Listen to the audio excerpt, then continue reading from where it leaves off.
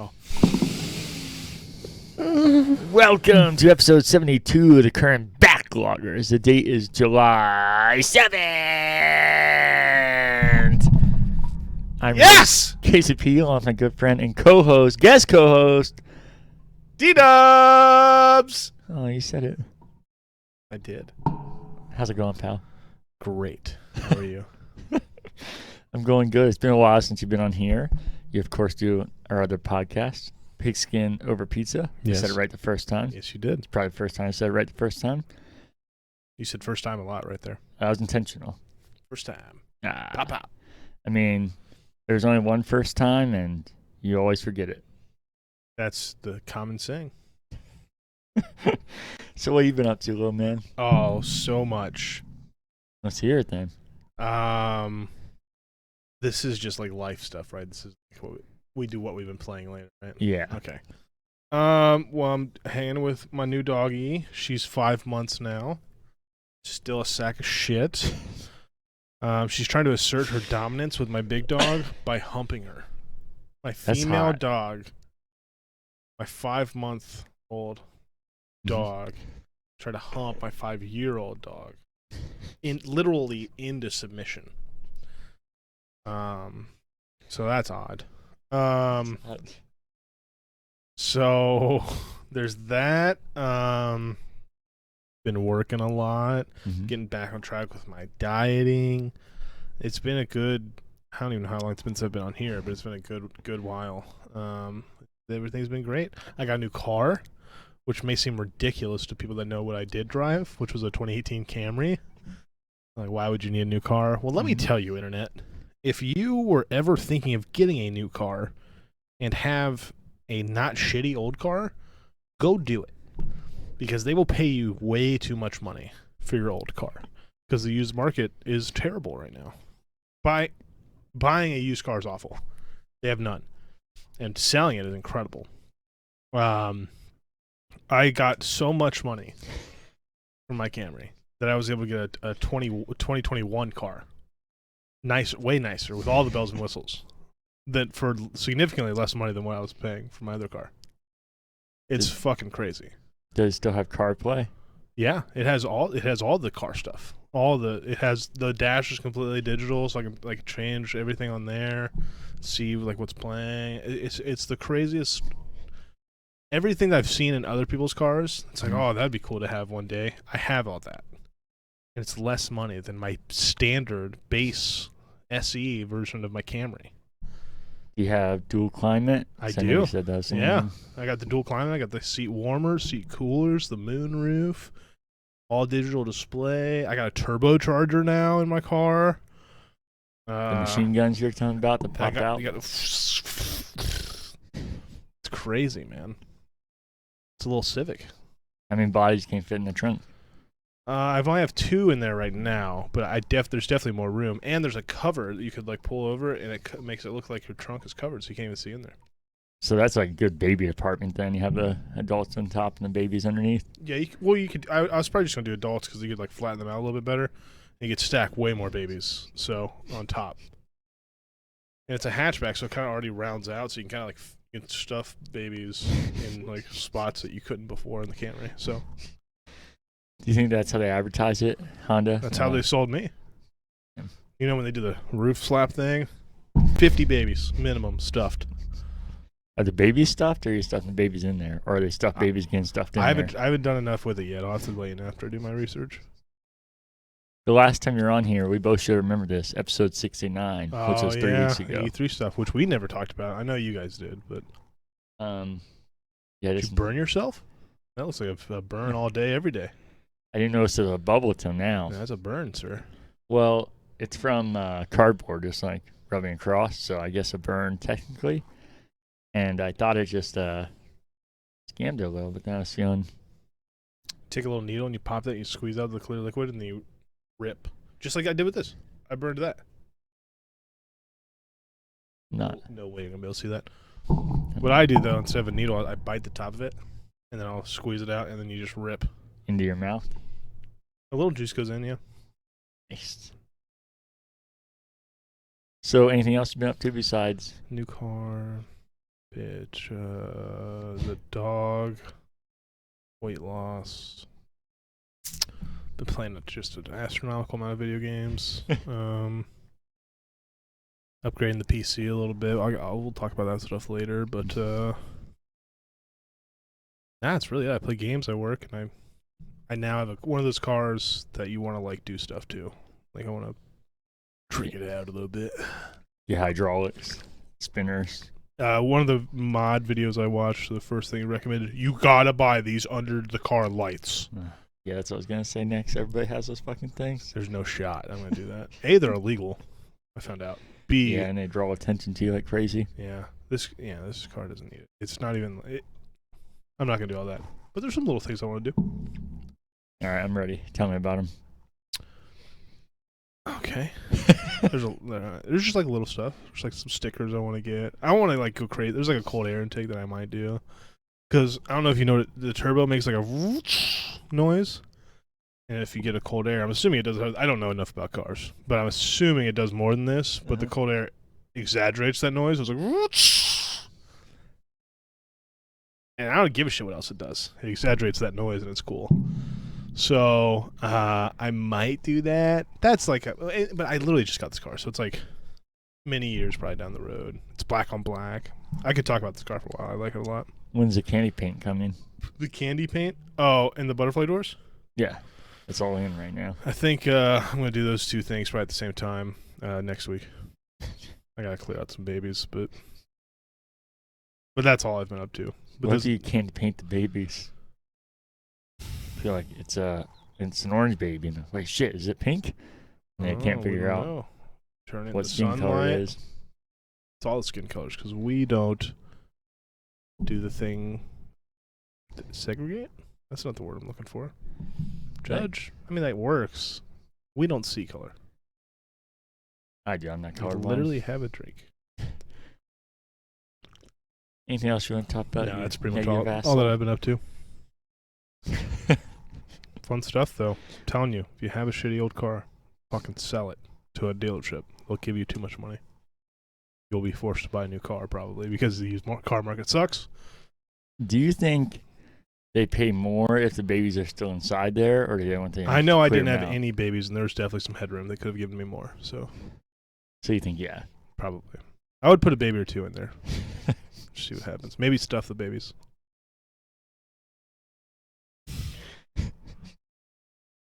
Should that be the title of this episode? Stuff babies? Stuffing babies. Babies and stuff. Oh. What have you been up to?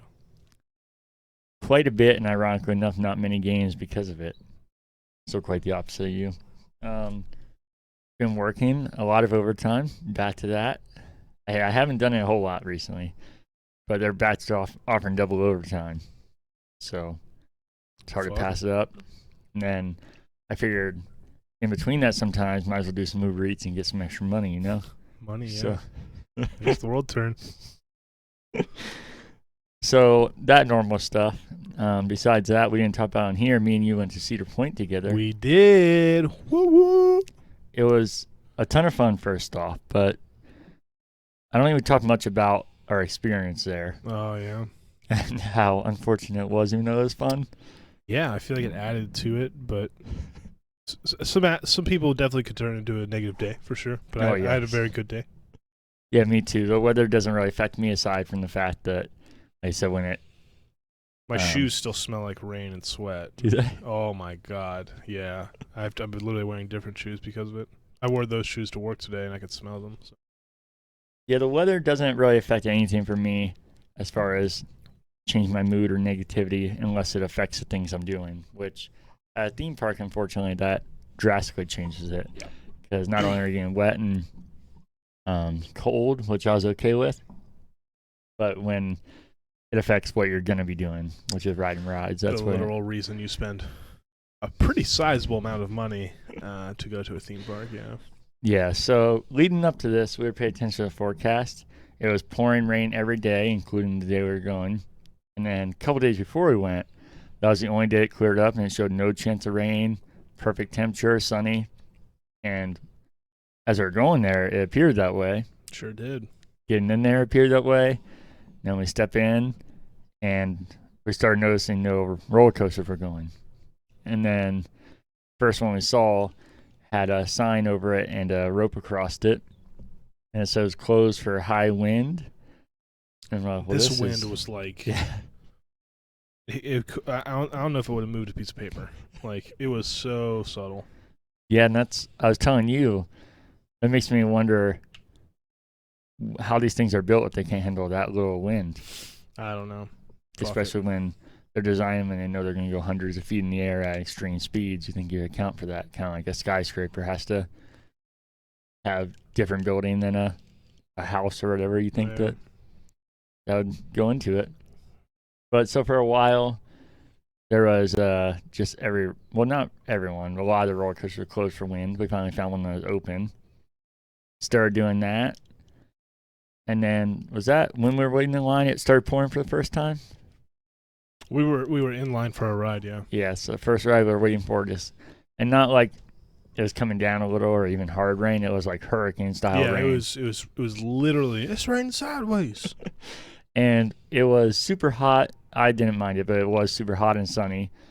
And then went to extreme hurricane rain and looking like tornado skies, just dark. It looked like nighttime. Awful, yeah. And then as soon as that would go away, which wasn't always fast, sometimes it was quite a while, then it goes straight back to being the sunniest, most beautiful day. Hot and muggy. Yeah. And that just happened throughout the entire day, on and off. Yeah, we were in line. It started torrential downpouring twice. And both times we were in line. First time, I don't remember the first ride, but the second ride was the dragster, which already takes forever to get through that line. But we got in, it started raining like crazy. A lot of people left, which was nice after that point. Then we were able to get on pretty much whatever we wanted. But not only did the rain happen, when it started going again, the dragster did the dragster thing and just stopped working. So they had to shut it down again. But we still rode that motherfucker too. Yeah, you're talking about the amount of rain. Some of the time it was so bad that you're already just walking in puddles. Yeah, it's shoes were covered in rain. And there's no way around it. My socks were so wet. And my feet were like old man's balls just all day. So old and wrinkly. And yep. Forget the quote balls. Again. Yeah. Came full circle. I talked about that scene when we were in Cedar Point. And then besides that, I went to the crew game, the first one in the new stadium. Guess we could talk more in detail about that on our other podcast, but it was Did we talk about it a little bit? You went to the new. We talked about the last one. The last one. Yeah. You went to the new one in the new one. Yeah. It gets confusing, I know, but it was a 2-2 game, so at least not 0-0 or even 1-1. So it was exciting, and it was a ton of fun. But yeah, I'll go more in detail on that on our other podcast, and not to leave people hanging. I just feel like it fits better in the other podcast. Definitely, as it is a sports podcast. Yeah. Then besides that, me and my family finally celebrated Christmas. In July. Yeah, that's right. I talked quite a while ago on here about how all of our Christmas decorations were still up and how I might be watching Christmas movies leading up to that, which I didn't do too much of, unfortunately. I didn't watch that many Christmas movies in general this last year. Really? I definitely did during Christmas, like actual Christmas time. But I thought I would on and off just because of the excitement of it, but didn't happen. Yeah. But a couple of my family members live out of state, so they couldn't come home for Christmas during normal Christmas time. So they finally did. They were coming home for 4th of July anyways, and potentially Red, White, and Boom, which was also canceled. So we decided to do it that weekend, and I finally got to meet my other niece. She's only one, so meeting her is kind of just like, there she is. Not like, hey, how's it going? That's a thing right there. But it was cool to finally see her in person and then see my other niece, which she's 3 now, interact with her, because then she's excited and at the age where she recognizes what it is and everything. And I love Christmas, as you know, and anybody that listens to this, hears me talk, knows how much I love Christmas. So having another excuse to have Christmas again, have family around is fine by me. Yep. Yeah. And then we kind of just did stuff with my family most of the weekend. So we had both of their birthdays, my nieces, together at a park. And Then we went to Westerville Fireworks. Nice. I delivered pizzas through those. Oh, did you? I was thinking how much it suck ass. I was like, cause I saw a McDonald's right where we're at. I was like, man, if I had to do Uber Eats here, I think I'd probably shoot myself right now. It wasn't too bad. No? I just figured if you get stuck in traffic or something there, you're just done for. Well, I wasn't in Westville. I was in Gahanna. Oh, so, okay. But they were just during it. I gotcha. I'm assuming there would suck dick, yeah. Yeah, it just looked like you get there for your one delivery and then go, oh shit, this is my entire night now. And now we're just stuck in this. We got really lucky because we actually went there right after the crew game. My family was already there, but we got there too late to meet up with them. So I was like, we'll just see how close we can get and park the car and then peel out of there as soon as the end. That's for And your style? I was like, we're probably going to be like 10 minutes away from him and barely hear him, just be able to see him. But I got so close that I was actually a minute away from where they launched. Nice. With a perfect view and sound. And then peeled out of there and didn't wait in a single bit of traffic. It was crazy. And then my family was like, yeah, we were waiting there for hours. And I was like, oh, man. I just came there like a minute before they launched and got there and just left. And probably a better view. I feel bad. That's awesome. And then we went to Mount Vernon fireworks the next day. And you would have loved it. The reason I picked Mount Vernon, it might sound random, and 45 minutes from us, is there was Elton John and Billy Joel cover bands playing there, or cover artists. Now that sounds awesome. And it was awesome. It sounds something, that's for sure. It really was awesome. And you would have hated it, definitely. But it was, I wouldn't have hated it. No? No. Oh, okay. I thought it'd be something that you would just get so bored. As long at. as they were actually good. They were. You could tell it definitely was not the real thing, but it wasn't like they're like, oh my god, this guy has no clue what he's doing. They, I guess they tour, so they're like one of the top cover artists. So it wasn't like they just got some random person to sing Elton John songs. So You sound like Elton? yeah, and he actually looked like him too, which was a little creepy. A big part of the thing. Yeah, that makes sense. Billy Joel didn't really look like Billy Joel. It didn't look like he's really attempting to. And they toured together. It wasn't like he was just like Elton John was the act and he was there with him. They were like a duo touring together. But they also had a fireworks show at the end of it. It started out pretty good, and then it ended, and it just ended. And everybody's like, wait, where's the grand finale? And everybody like slowly started getting up. Some people just kept waiting. And I'd never been to Mount Vernon, so I was like, is that normal? Is that just it? There's no grand finale? I've never seen one that didn't have a grand finale. But I guess it was some big controversy that the grand finale got messed up and didn't launch off. Damn, that sucks because the display before that was actually pretty good. So I bet the ending would have been kind of cool, and there's good music before it, perfect weather again. So it sucked. I never been to this area. It was really cool as well. I've been to Mount Vernon, but not this park. There's some crazy smoke tower there that is 280 feet tall, and you can climb up to the observation deck. This thing looks like it's just a death trap. But you can climb up 140 feet of it, which is 224 steps. Do you have a picture of it? I do. I would like to see it. Yeah, I will show you. Here is...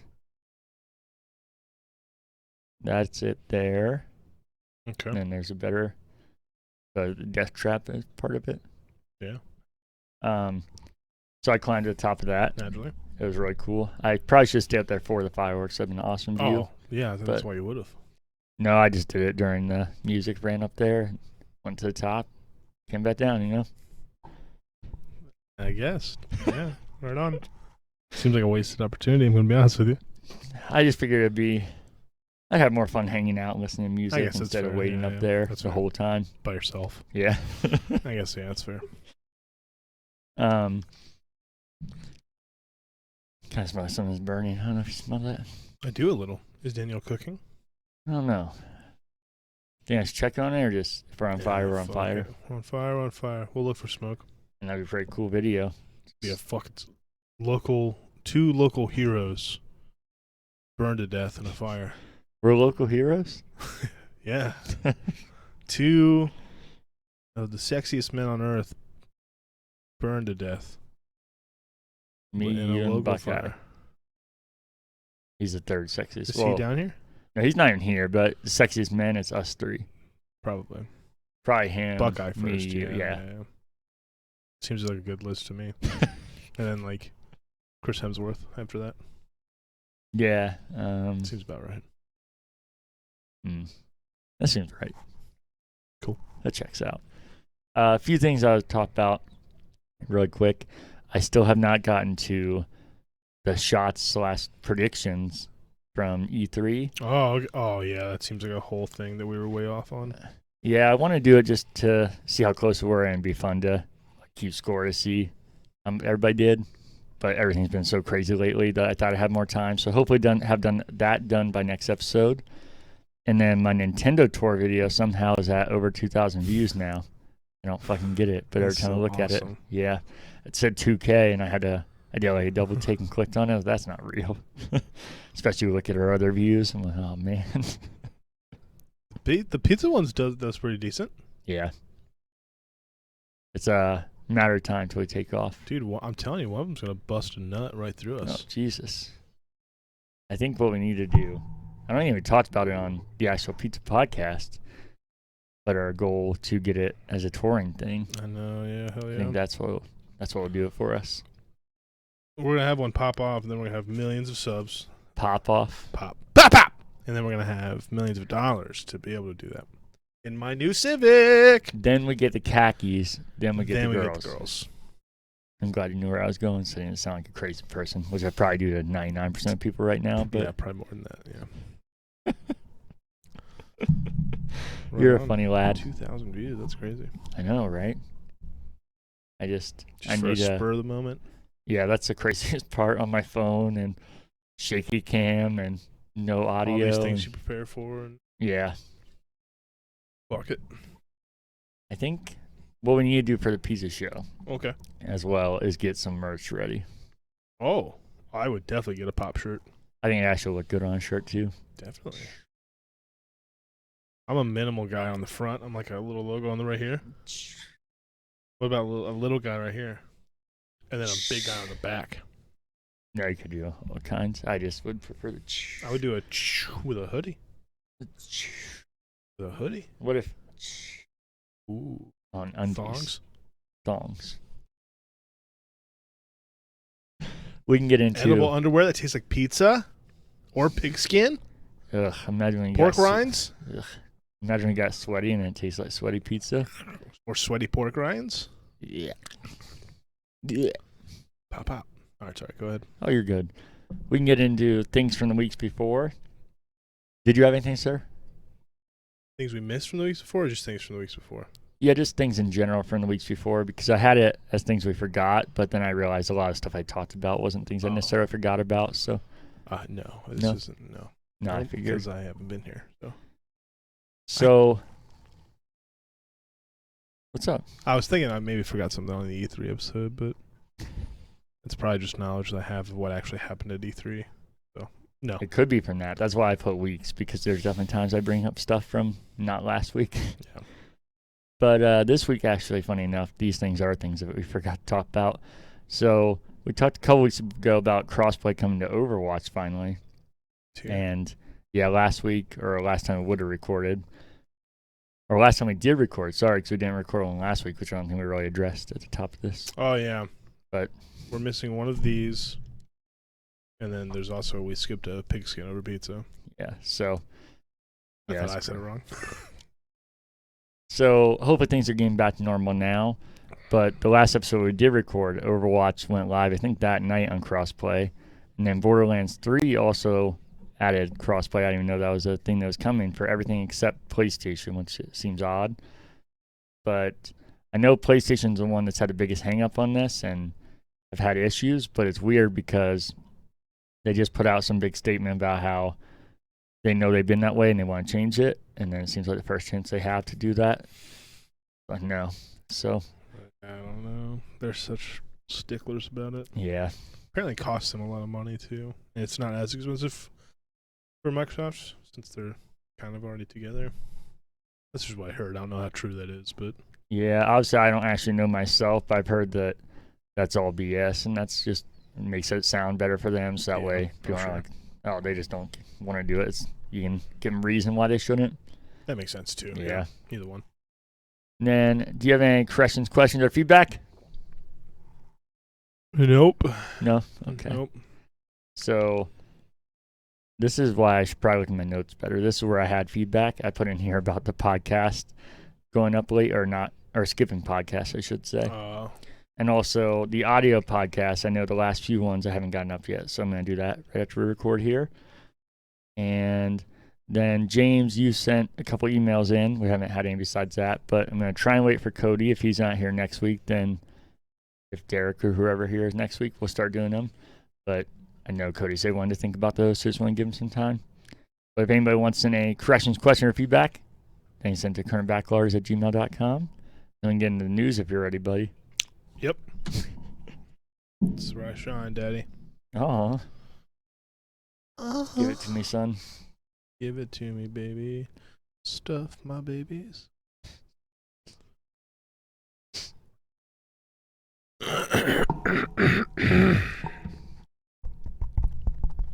Is this thing on? Yeah. It's on. Oh. News from Engadget. Time to switch things up. 4 years after unleashing the Switch upon the world, Nintendo is releasing an upgraded version of its phenomenally successful console. I wish you would have written this. After years of rumors, I really hope this isn't the final edition of these years of rumors, by the way. I'm just going to say that now. After years of rumors, the company has at last confirmed the existence of a new Switch model with an OLED display. It'll cost $349.99 more pennies and arrive on October 8th. As expected, the latest model has a larger 7-inch screen. The 720p OLED display, which Nintendo claims is more vivid, is a step up from the 6.2-inch LCD screen on the original Switch. The console has significantly reduced bezels and 64 gigabytes of storage, while the dock has a wired LAN port. It's so funny how much that is trying to be a selling point for them. Well, that should have been a thing years ago. Nintendo is promising enhanced audio with the new Switch, which works with all existing Joy-Con controllers. The company is offering it in the traditional neon red-blue color scheme with a black dock, or in a white-black color scheme with a white dock. The new Switch also has what looks like a massively improved kickstand that spans the entire width of the back of the console. It can be propped up at any angle, and it looks sturdier than the tiny, fragile piece of plastic that propped up the old Switch. However, there's no 4K output while docked, as reports had widely suggested. You'll still only be at a maximum resolution of 1080p on your television. Nor is Nintendo upgrading any other internal components. The OLED device, which some people say one thing, some people say the other, device was rumored to have a new chipset with support for NVIDIA's DLSS upscaling tech, which would have been nuts, but that's not the case this time around. The company also warned that tweaks such as the larger screen mean the new Switch might not work as neatly as with Nintendo Labo products. Since it released the original Switch in 2017, Nintendo has issued a revised model with a battery upgrade. It also released the handheld-only Switch Lite in 2019. 2 years later, moving in the other direction with an upgraded Switch is a logical move. So let's address the most important thing first. Every time you snap, do you think that awful reverberation comes through? Definitely. Here? Yeah, for sure. But I stuck with it. Hey, I don't care. If I say Switch anymore, I won't do it. But you just said it. Go for it. Yeah, and you're trying to help yourself. So I messaged you about this as soon as they announced it. Somehow I went on break and I opened my phone. It was literally like 2 minutes after they announced it. And I sent it to you, and you said you just saw and you're so ready for it. Yeah. And I thought it was too, and then I started looking into it, and I was like, I'm surprised he's so ready for it, because this is not what I thought it was. I'm just ready for another Switch. We want to buy 2 Switches, so that's literally all it is. And I think I'm just ready to talk about it. Not ready for the Switch. Yeah, because just watching it quick, I saw that they were highlighting OLED. I saw they were highlighting the LAN port. But I kind of just figured all the other things were I thought it was going to be 4K, better CPU. I thought all that stuff was just kind of implied. So then when I started looking at it, I was like, wait, these are the upgrades? This isn't like in addition to it? And the LAN port, it almost seemed like an SNL skit of a Switch ad, the way the LAN port like slowly slid in there and the camera angle. I was like, wait, is this serious? I know the Wi-Fi and online in Nintendo in general has never been good. But the fact that there wasn't a LAN port already is silly. And then even if you get a LAN port, that's not going to help much overall because majority of people are still going to be playing Wi-Fi. Yeah, and handheld. I was going to say, that's the other thing, that console is inherently going to be Wi-Fi because so many people play handheld. And now they literally sell a console is selling very well that you can only play handheld. So there is no way to dock it. So LAN is impossible. So yeah, LAN should have been included. The kickstand that's on the Switch, I said since the day I used it, I was like, this thing is a joke. How is this kickstand not better? So even the improvements they're making, I think, are very minimal. The screen size is bigger. It's 7 inches, but it's 6.2, so not a big upgrade. I know it looks cleaner because of the bezels. Yeah, I was going to say, the bezels are smaller, which is nicer because I do think it sticks out with the Switch. But I just think they're all improvements, but I just think they're so minimal. It's $350 opposed to $300 for the regular Switch, not the Switch Lite. So they're not asking that much more. But I think if you already have a Switch and you're looking to upgrade, like not in your case, but like looking to get to the next Switch, this is not it. I could not pay that, especially because I don't know if you saw, I think the biggest improvement is the dock and the LAN port, which is funny, but I think it's one of the biggest improvements. Mm-hmm.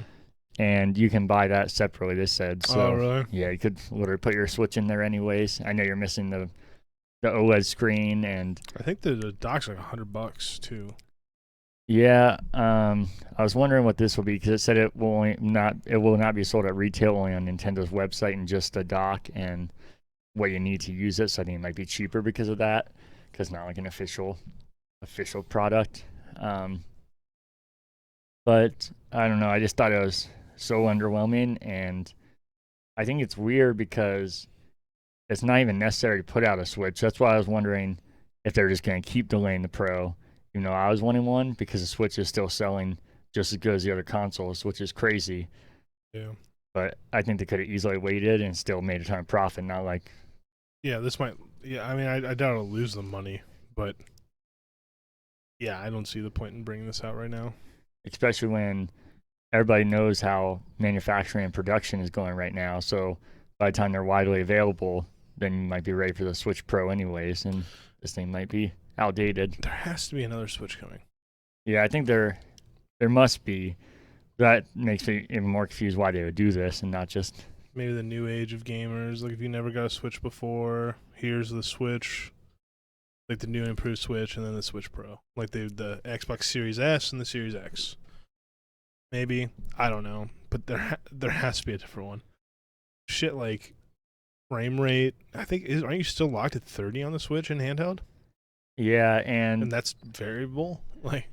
And that was my whole argument with the Switch Pro, and why I think even though the Switch is selling well, eventually they're going to have to do a Switch Pro if they want third parties to support it, because they're not going to just That's the big thing. Yeah. Is like, frame rate isn't everything. It certainly means a lot, especially when they're trying to get third party games like shooters, like Apex, Fortnite. That shit matters. And it's just like not even, and like able to be used on the Switch right now. Like the thing is for party games. Yeah. It's weird. It's such an odd thing. I was so excited. I did the same thing as you. I saw it. I was like, oh, fucking yeah. I opened my phone. Fucking click. Oh. Screen looks cool. I like the white and black. Yeah, I think that looks slick. I think it's weird they didn't show the blue and red in the trailer. I thought that was a typo at first. I don't know why didn't they show that. But I did find the listing for it. They are selling it. So they do have that, and that has a traditional black dock. And so I think it's a good idea to have both. And I always like more colors and choices. So I'm good with that. And OLED screens are super nice if you've ever used a Vita. Incredible. You know if you've ever used a Vita. But again, a Vita, think about how long ago that was. Yeah, and OLEDs are just like normal TVs now. Yeah. Which are like, just standard TVs. So all the improvements they're making, I think, are good. I just think they're 4 years behind. Yeah, and everybody's like, well, you put that on yourselves by getting your expectations that high and believing all the rumors. It's not. I don't care about. It's not even rumors. It's just they're so far fucking behind. Yeah, that's what I was gonna say. I was saying it before I saw the rumors, and not because I know it all or that I saw it coming. It's just I feel like that has to be what happens. You can't have these minimal upgrades that does nothing. Especially 720p, 1080p tops. Yeah. I know, and probably the majority of people still rock 1080p and shit. Like I'm sure it's not a big deal to 90% of the people. It's just if you're trying to get into the big gaming world and actually be I mean, I know they're a serious console and they sell incredible, but I don't know. Maybe that's still just their shtick. They're just their family console that people play party games on. Yeah, I mean, over the last 10 years, it seems like it's not really like a contest with Microsoft and Sony anymore. Kind of just Sony and Microsoft against each other, and Nintendo's just there doing their thing. Yeah, we're gonna stick to our guns and do what we do and be fine. We'll have our annual Mario game and our... I don't know. But what the fuck do I know? I just hope they release another one before October 8th. Like they announced. Just kidding. Here's the new Switch Pro. Wouldn't get my hopes up for that, but... I'm not going to. Yeah. I'll probably... If they don't, I'll probably get one of the new ones. Just because we want 2 Switches. Yeah. So. Guess that's all I had to say about that. I hope for a Switch Pro as well. From Sensor Tower, but I'm trying to figure out how we get them to Pokemon Go to the polls. Smash hit quote. Gotcha. Smash hit geolocation AR title Pokemon Go from Niantic has surpassed $5 billion from player spending as the title celebrates its 5-year anniversary since its launch back in 2016. Sensor Tower store intelligence data shows the latest milestone means that the title has generated $1 billion on average each year. That's crazy. It remains the clear leader in the geolocation AR category globally, picking up $641.6 million in the first half of 2021. I'll talk about it. That puts it above titles such as Dragon Quest Walk from Square Enix, never heard of it, which has accumulated $261 million so far this year, and Jurassic World Alive from Ludwig. H1 2021 also represents Pokemon Go's best ever start to a year, with revenue up 34% from H1 20. Is this supposed to be Q1? Quarter half one? Oh, half one. Yeah. Okay. And up 130% from the first half of 2017. It's crazy. Pokemon Go generated a record revenue from a player spending in 2020, picking up $1.3 billion globally, a rise of 41% year over year. Do you think people are just getting older and they have like more money now to spend? We'll talk about it. Okay. As we head into the second half of 2021, the title has accumulated approximately half of its total 2020 revenue. So fucking bonkers, first off. I didn't realize this game was still popular. I just got back into it, by the way. That's part of why I put this in here. I feel like a lot of times when people fall off of things or they stop liking it, they talk badly about it or assume that something's not popular. You know, I don't like Pokemon Go at all anymore, but I know how crazy popular it is. It used to be you didn't see a human being not looking at their phone. Or there was people literally meeting in thousands of people with their phones out trying to catch a Dragonite. And you couldn't go anywhere without people having wireless or the charger packs. And everybody had the Team Yellow, Team Red stickers, and everybody was talking about it. And I don't even think it's just me falling out of love with it. I just haven't seen any of that anywhere. I haven't seen a single person play Pokemon Go in like 4 years. Well, if you look at any official meetups they have, like when they had them before all the nonsense, when they have them in Chicago or I know they have a Pokemon overseas, Go Fest or whatever. Yeah, that attracts millions of people and it's fucking crazy. Yeah. And that's not a coincidence, I don't think. And to be fair, I think could make the argument, but I think it would fall apart. That I think part of the reason the sales have gone up so much is that if you look at how the game launched compared to what it is now, there's way more microtransactions and things to buy. Where I think that falls apart is that they, on average, make $1 billion a year, but it says on every year it's risen 41%. So even if the sales are getting better by the stuff they're adding, it's not going to jump that much. It would maybe average out, but it's not going to jump 41% based off of things they've added because more things to buy, more money. I don't know. Yeah. There's a shitload of microtransactions now. Yeah. A shitload. Oh, no, that's definitely, like I said, that's why I brought that up, because I know it's contributing to it, but I feel like people in 2016 were just younger, too. Now they're, like, adults and shit. Got their own credit cards. And Pokeballs are fucking impossible to get. And you gotta spend money to get them. I've been over here debating it. I need Pokeballs bad. And you only get, like, 2 out of each Pokestop. That's terrible. It's terrible. That's just terrible. Just terrible. Yeah, I don't know. I just feel like people had that mindset on a lot of things. Like if they stop playing Call of Duty or they stop playing Halo or Fortnite or certain streamers stop using it or whatever, then yeah, it's dead. But if you really look at, and maybe the drop off is happening, but Fortnite's still one of the biggest games in the world. Even World of Warcraft, people just talk about that's dead for like 12 years now, and they still make millions every year. Yeah. It's I think just people say that stuff when it's not as big as it was. Because like I said, I think it's totally reasonable, at least where we live, to say it's fallen off quite a bit. Because that's, like I said, you couldn't walk anywhere without people on it. So it's cool that it's still doing what it does, and I'm sure.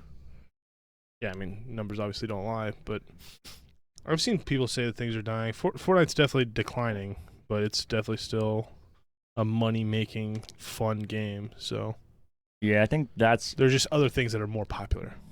Yeah, I feel like that's what people lose perspective on, is that declining means different things based off of what things are. Like World of Warcraft declining and still being relevant, still has a 20 years after it came out. Yeah. And still making, releasing more stuff too. Yeah, making millions of dollars, and opposed to like I don't know, a single A game already doesn't have much of an audience. If they drop off, the game really is done. So I feel like you have to realize, I think people lose what the term dead means also. Yeah. So, but I wanted to talk about that, but also those numbers are fucking nuts. And yeah, it's crazy. I remember when me and Cody first started our podcast, the one that he used to do that I told you about, before we did any of this stuff in my house. I remember Pokemon Go launched when we were doing that and talking about what it could be. That's what I'm saying. So it was just so, everybody had a team, whatever shirt, the sticker, all they talked about, Chargers, everybody was doing it. I feel like even after like 6 months, so that dropped off, but the game was still insanely popular. I don't know, man. I was doing that shit for like a year. I was like, my lunch breaks, I would drive to like 20 Pokestops to make sure I got filled up on ball. I don't know. Oh, I was playing past 6 months, but I'm saying like you couldn't go anywhere without seeing everybody doing it. I feel like that even dropped off fast, and then you had people being like, "Oh, I deleted it. I don't care about it anymore." Not my group. That shit was strong. I was going to places all the time. I was part of the problem. It was fun. No, it was. I told you the only reason I dropped off, I knew it would happen, is when they got too many generations in there. That's I why. don't know any of the Pokemon are that I'm catching. Yeah, that's why I wasn't sick of it or like, oh, it's not popular, I don't want to play it. I knew that was going to happen because my interest with it was that it reminded me of old Pokemon and what I loved. Mine, why did I? It became impossible to get Pokeballs, and then you had to like, it was becoming, you had to spend money, and yeah, some friends would stop playing it, and it's just like hard to. Now I go on walks every day, so it's like, there's a Pokestop a little bit out of the way. Go over there. I took down a gym today, but and it just fucking rapes your battery. Oh yeah, it always did that. Brutal. There's a power saving mode now. It's brutal. You mean you can turn it on when you're walking and still get the steps? Well, yeah, you can do. Well, you can do that, but that tracks you the whole time, which I don't care about tracking. But there's an actual mode while you're playing the game that saves battery, and it doesn't do jack shit. So, but no, it's still a fun game. At its core, it's still pretty much the same. It's just like I said, it's really fucking hard to get Pokeballs. Yeah, and there's so many more Pokemon that you're plowing through balls, plowing through them. You're used to that. I love balls. You love plowing through Oh, fucking balls. Oh, Jesus. Yeah. But it's still pretty fun. The balls thing is getting kind of annoying, though. And you need Pokecoins to buy more. And I don't know how you get Pokecoins. It is pretty cool that right now, the 5-year thing, all of the original Pokemon are more out and about, and you get rewards for catching the original 100 and whatever Pokemon. Pretty cool. There's like Pikachu's flying around with balloons on his back with the number 5. Pretty cool. Did you know, this was announced a while ago, I'm not sure if we ever talked about it here. I'm really excited for this, and maybe it could get me back into something like this. Do you know Niantic is making a Pikmin game, an augmented reality Pikmin game? I didn't know that. I love Pikmin, and depending on what they do, I think that could be really cool. Yeah, that doesn't interest me at all. No? I didn't like Pikmin. Oh, I love it. And like with the plants I and would everything, try it. There's some really cool stuff you could do with augmented reality if they do it right. Yeah, I would play it if you played it. Just like I would pretty much play any game if people played it. But they have a sign up. That's what I originally did for Pokemon Go before it came out. So that's why I was one of the first ones. Gotcha. So you can sign up for free. I did that, and that was quite a while ago they did that. So that also gives me hope that they're not like, oh shit, we gotta get on this while it's hot. All right, let's take our time, make it right. Harry Potter tried to get in on it while it was hot. This game sucked ass. It sure did. So sad. It's so sad. Anything else to add to that? Nope, that's it for me. From PlayStation Blog, more like state of not much play. I feel like you're mocking my headlines here. Definitely. We've seen Colt's head-spinning powers in action before, but this Thursday we'll get a 9-minute look at Deathloop's time-twisted world as part of a new state of play. The show kicks off at 5 p.m. Eastern on Twitch or YouTube. How'd you like how I announced that? That's pretty good. Deathloop looks cool, I think, from what the little bit I've seen of it. I'm excited to watch that. That's tomorrow. It is. What time is it? Oh, suck me, I work. I guess for you, maybe it's exciting. Was that all that was in there? No, there's so much more. Well, not so. There's 2 more paragraphs. Do you want to read it? Or I'll no? finish it. Okay, I don't want to cut you off. In this extended gameplay sequence, we'll see Colt use his abilities to stealthily skulk across rooftops, or go in guns blazing to create a whole lot of mayhem. Lots of options available on Black Reef Island. In addition to this long look at Bethesda's violent adventure, we'll have updates on some exciting indie and third-party titles. The full show clocks in around 30 minutes. I thought it'd be so much longer. I heard that Hogwarts Legacy might be there. Fuck. I'm sad I read this. This showcase will not include updates on the next God of War, Horizon Forbidden West, or the next generation of PlayStation VR.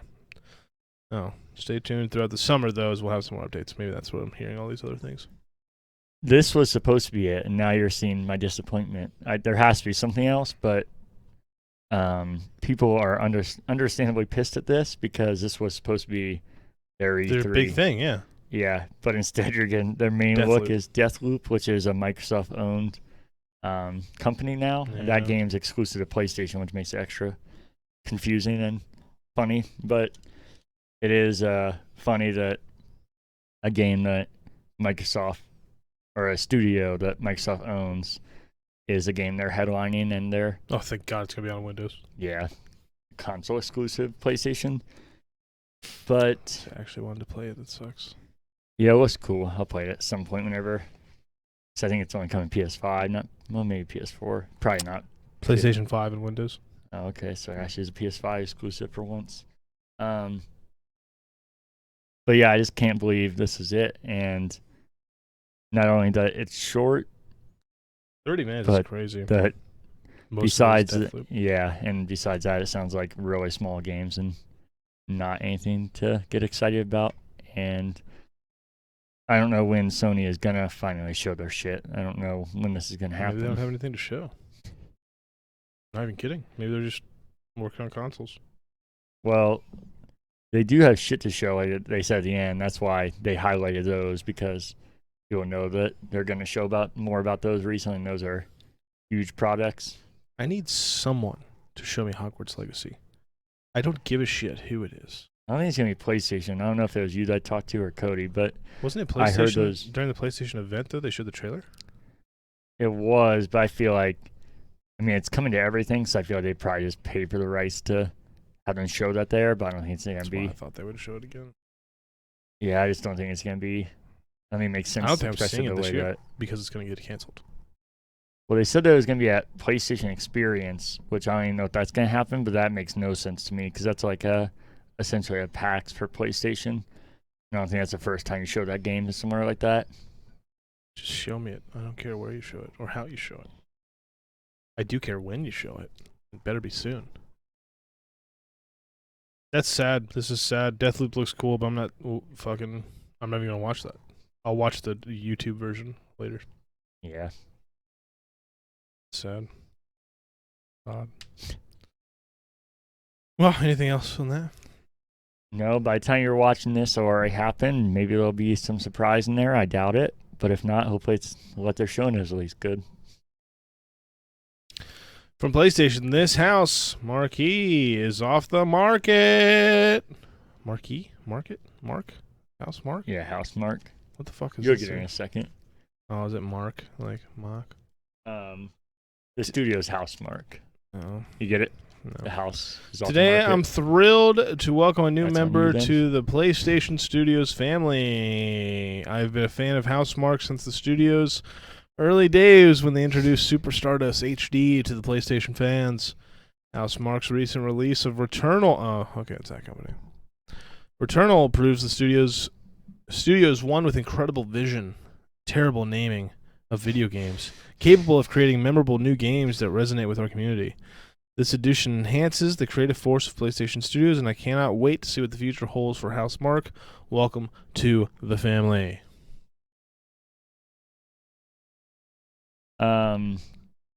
This is one that I think makes sense for Sony, and I think Housemarque is a good buy. I can't imagine it costs too much money, and pretty much haven't heard of it. Everything Housemarque has made has been a PlayStation exclusive, almost exclusively. So it's not surprising. This reminds me a lot of, what is this studio called? Nintendo bought Next Level Games, which is a studio that I just always thought Nintendo owned because all they did was make games for Nintendo. Housemarque, I knew Sony didn't own them, but it seemed like that. Like, why don't you own them? Because it seems like everything you do, obviously there's money going back and forth in some way, so why not make it official? So I think it's a good buy. Then there's rumors that Bluepoint, which is one of the top, what do you call it, porting studios, they remade a lot of, that Sony's going to buy them. Okay. And it's not, we usually don't talk about rumors on here too much, but this one it's also been rumored for a long time. It's a matter of time thing until Sony buys them.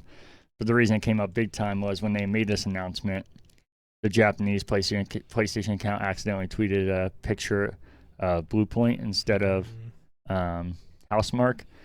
And then also on Sony's US announcement, they have Housemarque and Bluepoint in there together. Gotcha. So it seems like that probably wasn't supposed to come out yet, but Bluepoint's probably the next one.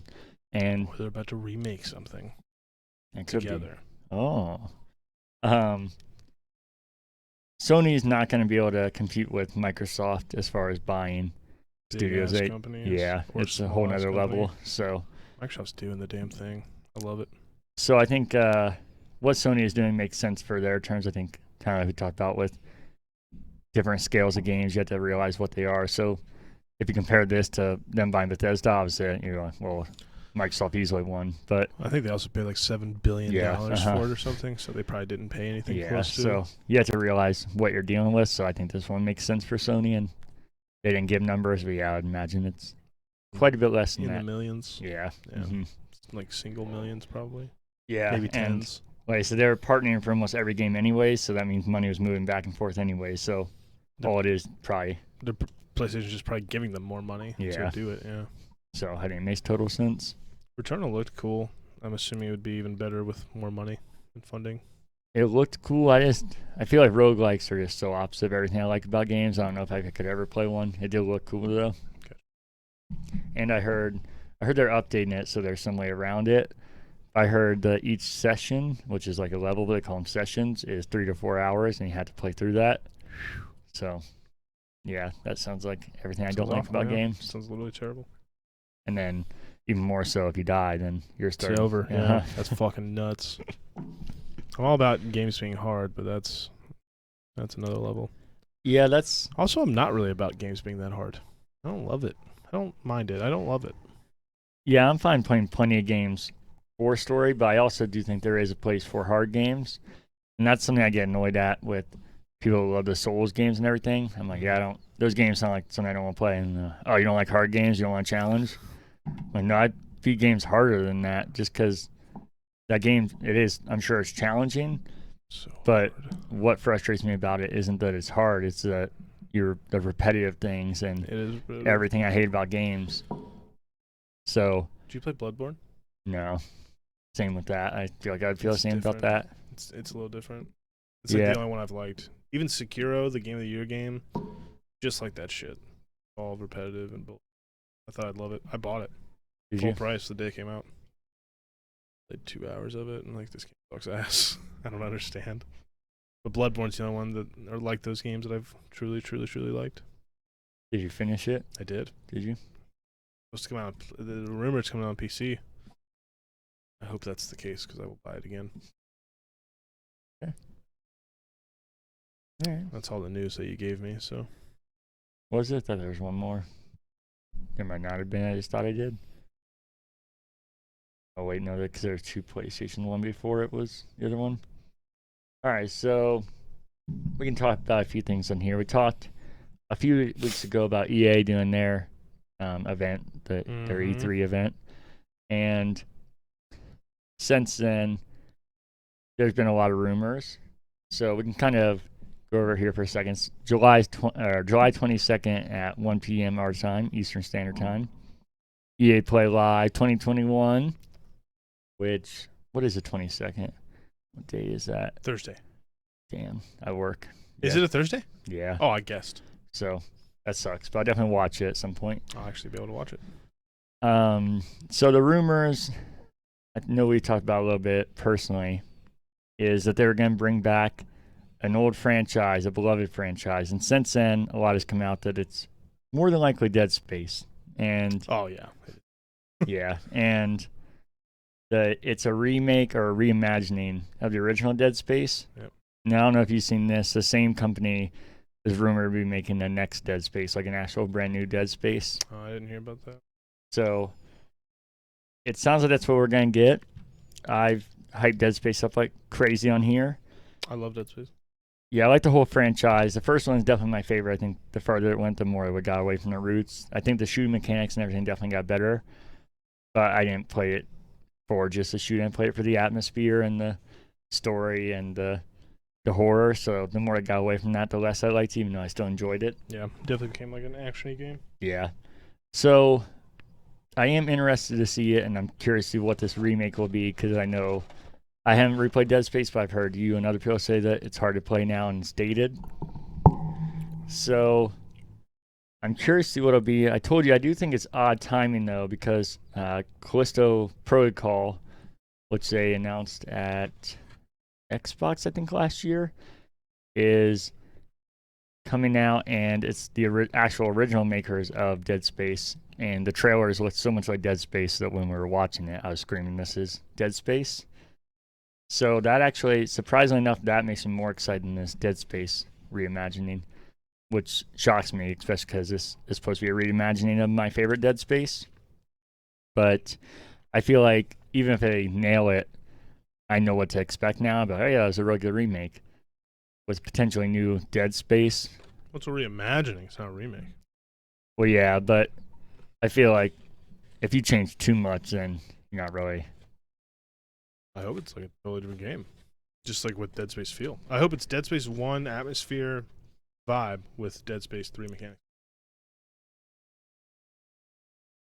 Maybe that, but I feel like then you still know. You're saying like still the same story and everything, right? Not if it's a reimagining. Maybe it's a similar story. Yeah, I don't know. I could be thinking about it wrong, but I think it's definitely a reimagining the way that the new Final Fantasy VII or Shadow of Colossus, those games were. Direct remakes, though. They say remake. Well, yeah, but people that play it say how they have they're totally different in the way they play, and no Shadow Colossus was a Blue Point reimagining. Was a remake, but then there's a reimagining, and I think that's what it's going to be. I think it's going to be Dead Space, but new mechanics and better frame rate and way better graphics.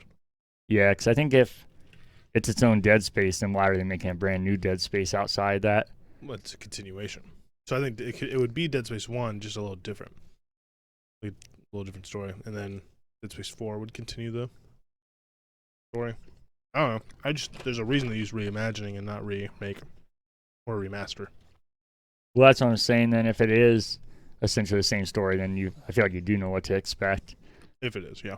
Yeah, so that would be, if it is that, then I would still like to play it because I like Dead Space, but I feel like I kind of know what's coming, and even if they nail it, I would be like, yeah, that was good, but that's what I expected.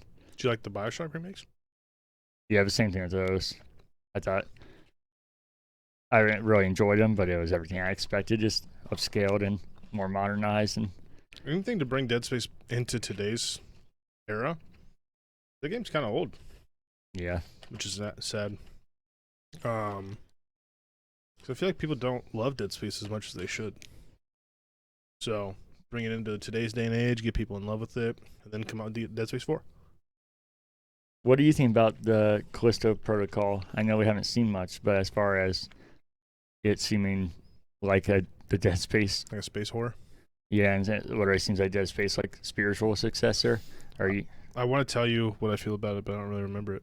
Really, they didn't show much. It was a CG trailer, or I think they said in-game trailer, but it was one of those trailers you could tell. They use the engine that they're using, but it's clearly perfect.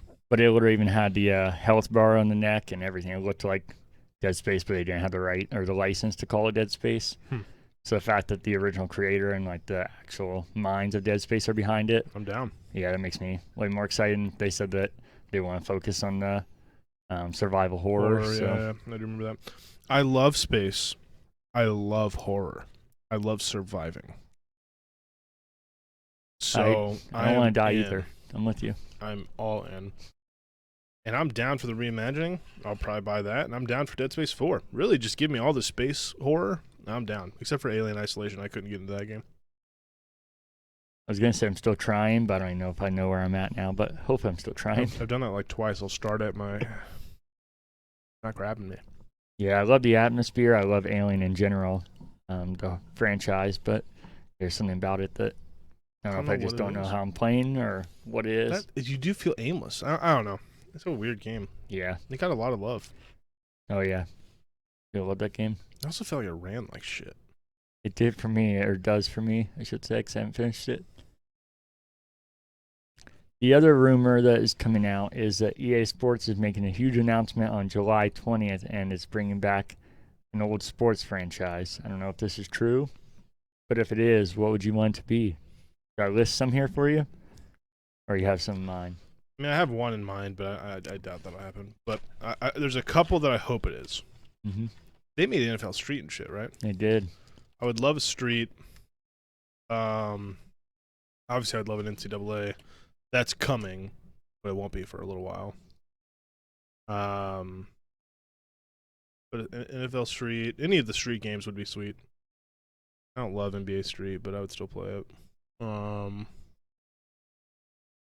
made Blitz? Midway? Yeah, Midway. That's not even a company anymore, right? So I don't. Let me look that up. I'm not making that up. Did EA have anything to do with them? Street or NCAA. Those are the only two things I want. Yeah, like you said, if this rumor's even true, I guess can't really put it on EA if it's not. But if it is NCAA, it'd be kind of weird because that is already announced. So that'd be kind of. Unless it's like now that I think every school is down to pay people. So unless like that's all we were waiting on. Yeah. Here's your game. It's Madden 21 with colleges. It wouldn't make sense for us talking about on both these, but if I'm being honest, I didn't look up enough. But I did generally want to talk about how, it seems to be progressing fast. And I've seen a bunch of articles coming out about how that's going to make things move along a lot faster and that it's going to happen. So, I mean, I'll be excited because I can't wait for that game, but I do just think that'd be kind of misleading to say a big game is coming back when you've already announced it. Yeah, that's what going with Street. But like I said, at the same time, I guess that wouldn't really be on EA because they're not the ones that set up officially the ones coming back that leaked honestly, out. if they announced, hey, NCAA 22, I would probably shit my pants, to be honest with you. So, yeah. Or even 23, that's still sooner than what they said that was going to come out. What did they say? I thought they said that 2 years, right? I thought they said 2023 would be the first game. So doesn't that usually come out? I guess that would come out in 22. Oh no, I guess it would be 24, but I think they said 23 is when the game would come out. That's what I'm saying. If they like on the 20th were like when Madden 22 drops, NCAA drops it the next month, I would shit myself. But again, even if next year, yeah, we're releasing Madden 23 and NCAA 23. Yeah. The reason I couldn't remember if Midway went under or not is because it's been so long now. 11 years ago they went under. They were open for 63 years though. They had some good fucking games. Oh, they did. That's where NHL Hits came from, and MLB Slugfest. Yeah, and you know how I feel about those games. Yeah, so yeah. So some of the EA games that they could bring back, if this is even true. You're saying EA Sports, right? Yeah, EA Sports. Oh, yeah, I was going to say, if it's EA, I got all kinds of games. Fight Night, NBA Street, NFL Street, NCAA Basketball. I don't think that's going to happen. That'd be such a slap in the dick. Def Jam. I think Jam would be kind of fucking sweet, to be honest with you. I actually think this is the most likely, but I wouldn't be as excited. SSX and NBA Live, which I could see NBA as well. Did they stop making games? Yeah, the last couple were so bad that they're awful. Yeah, and then I think the last one they made, they started printing them and they tried to pull it off shelves. So bad, and some people got copies of them. That's how bad it was. They canceled it even after it was like actually finished. Wow. But yeah, I personally hope it's NFL Street. I think there's a reason that makes sense for EA to do as well.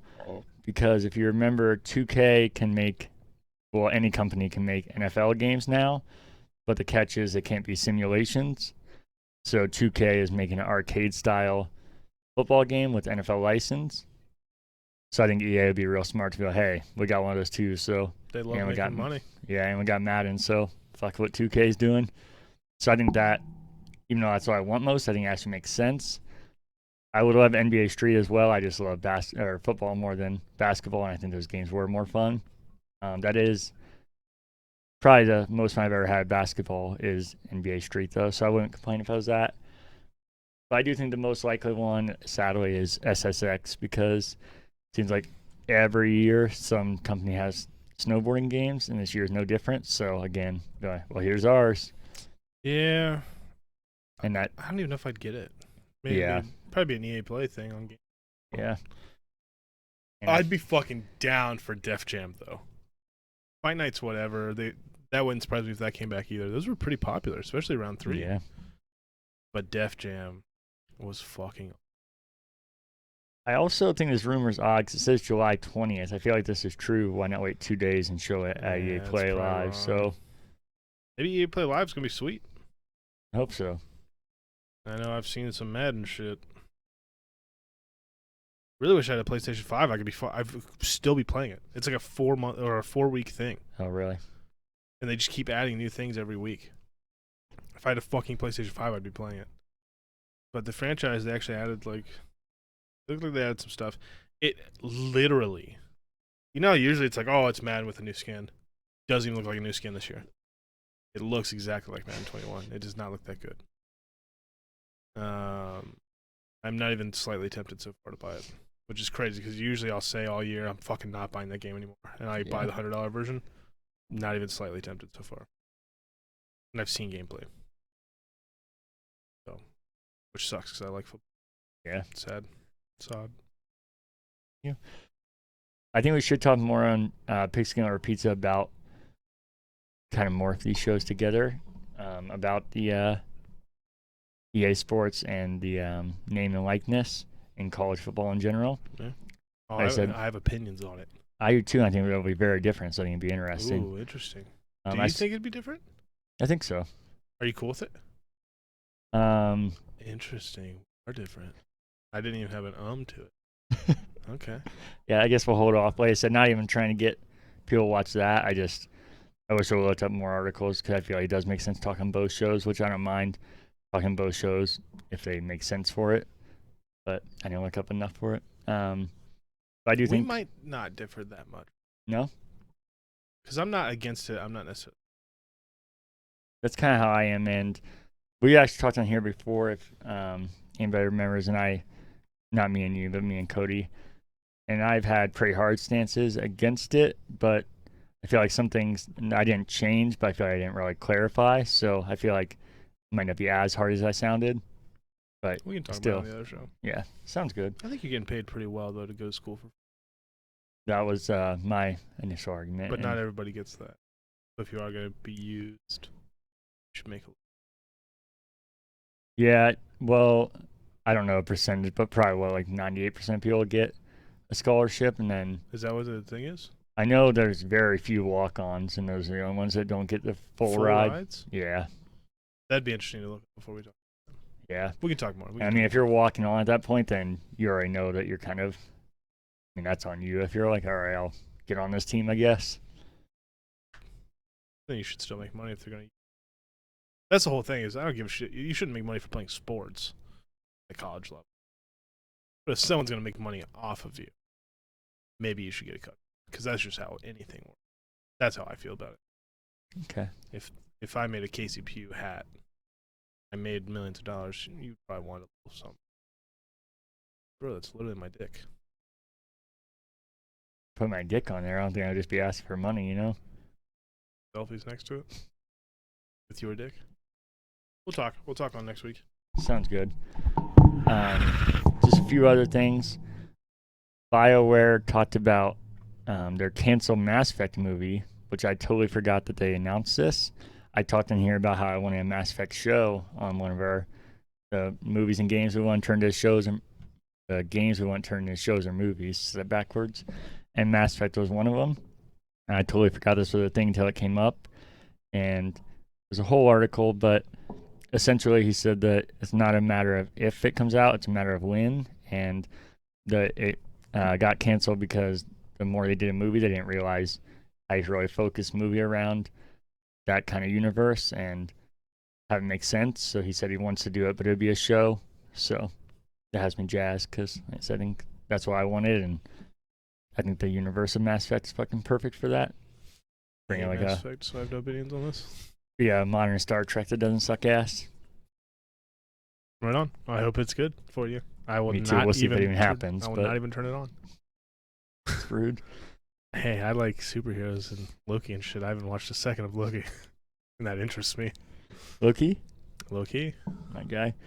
Do you want to talk about Windows 11 at all? You probably know more than I do. I'm interested in. It's a free upgrade coming later this year. Mm-hmm. You have to enable something in your BIOS to even be fucking ready to get it. So Google Windows 11 BIOS update, and it'll tell you what to do. But literally, if you check if your PC is even eligible for it, it'll say your PC doesn't meet the requirements. And the thing with Windows 11 is it's a Mac reskin. It literally has like a Finder bar, like instead of a search bar. You know, Mac has Finder. You just type something in, it'll put you right in it. It has that, just reskinned. Everything's a little cleaner looking. Gaming performance, no different. I'm pretty sure it's the same system with a different skin, and the update's pretty small. So I saw it said it had Xbox app built into it. Does that make a difference? I don't think so, because I think it does now. I know they're reskinning the app, retooling the app to be better for Windows 11. Anything to better integrate that app into Windows would be good, because that app has sucked ass for a long time. It's getting better, but I think Game Pass and shit is integrated into it. Like, you can just search Windows and it'll come up with Game Pass stuff instead of being its own separate thing. But performance-wise, it's the same as Windows 10 because there's a whole leaked OS out there you can install on your computer. So, and it's like the full thing. It's not like there's some no, it's a whole thing. So it's pretty small. It looks cool. It just looks like they're trying to be a Mac, which is whatever. I don't really give a shit. So Gotcha. But I'll upgrade to it. It looks cool. Looks clean. It's light, like a lighter color. Okay. Light blues and whites. All right. Probably should learn to do my segues better. Right after I talked about Mass Effect thing, I probably should have talked about Casey Hudson, which is the original creator of Mass Effect. He left BioWare, I think, last year. He's also, to be fair, the one that launched Anthem. Okay. But he has a dope-ass name, spells it the correct way. And actually just seems a really nice guy. That's more why I like him, not just because of his name. When I was younger, it was definitely because of his name, because it was cool that somebody I liked like that was there. Anthem is BioWare? Yeah. But he announced that he made his own studio, and they'll have more to say soon. So probably a while. But I think he's a bright mind. No matter what you think about Anthem, I think it was a cool idea, and I think there's a lot of people that want to deny how they were feeling at the time, and I was not even one of them. I was like, this game was good, but people are like, this game's going to be life-changing. I think part of that is on people for thinking that was going to be like the next greatest thing of all time. I didn't even know people thought that. Oh, yeah. It was. I thought it looked cool. I thought it looked like Destiny, but with like. I thought it looked like Destiny. Yeah, and that's why I actually don't think it's bad, because to me, that's what it seems like. It seems like a Destiny with Iron Man suits. I'm like, yeah, that's pretty fun. See, I love Destiny, though. I hated Anthem. Yeah, I think the only thing that really I don't like about Anthem is their structure. I think makes for more confusing than it has to be, but I think the gameplay and what you're actually doing, I really enjoy. The idea is cool. Very sweet. Yeah. But we'll see whatever happens with that. Ghost of Tsushima has a director's cut on PS5 at $70 now. I hear that's what's going to PC as well. That's the rumor. Yeah, I'm sure it's going to be, but I feel like it's probably years till it comes out. Because I feel like PlayStation always, maybe a year now. Yeah, I was about to say, I think it'd be like next year. But I feel like PlayStation always, for their big games, waits at least a couple of years, which I think makes sense. They've been changing a little bit with like Death Stranding and that one's Days Gone. Oh, Days Gone. That might be a couple years. Yeah. I need that Steam rumor to come true. They said that like Sony listing. Yeah. Just give me all the PlayStation games. I think the last thing I had to talk about was me and Cody talk about Kingdom Hearts on here pretty often, just about how ridiculous it is and how many games there is in these titles. Yeah, the stupidest titles on it. Yes. Did you see the Kingdom Hearts all-in-one package that you can buy at GameStop? No, you can probably buy it anywhere, but GameStop even existed. You can probably buy it anywhere. It's just the one I had says GameStop, so I did a Ron Burgundy and read it.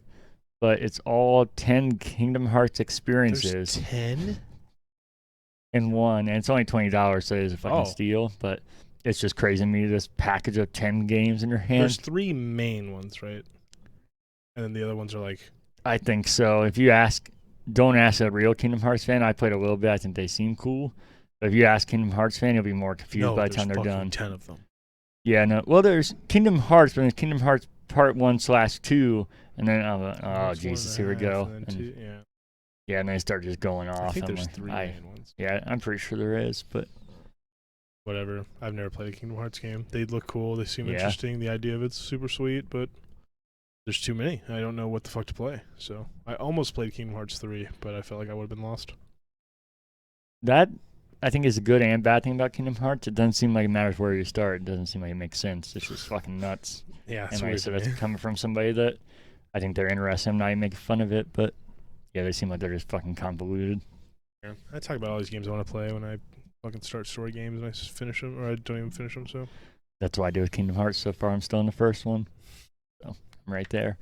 And yeah, 3 looks, 1 you can tell is super outdated, so I almost just want to jump past it. And I would, because like I said, the story, I don't feel like I'm learning anything by playing this, but I kind of just want to play it to experience it. But small. I hope we're still recording. If you're worried, you can get up and look. All right.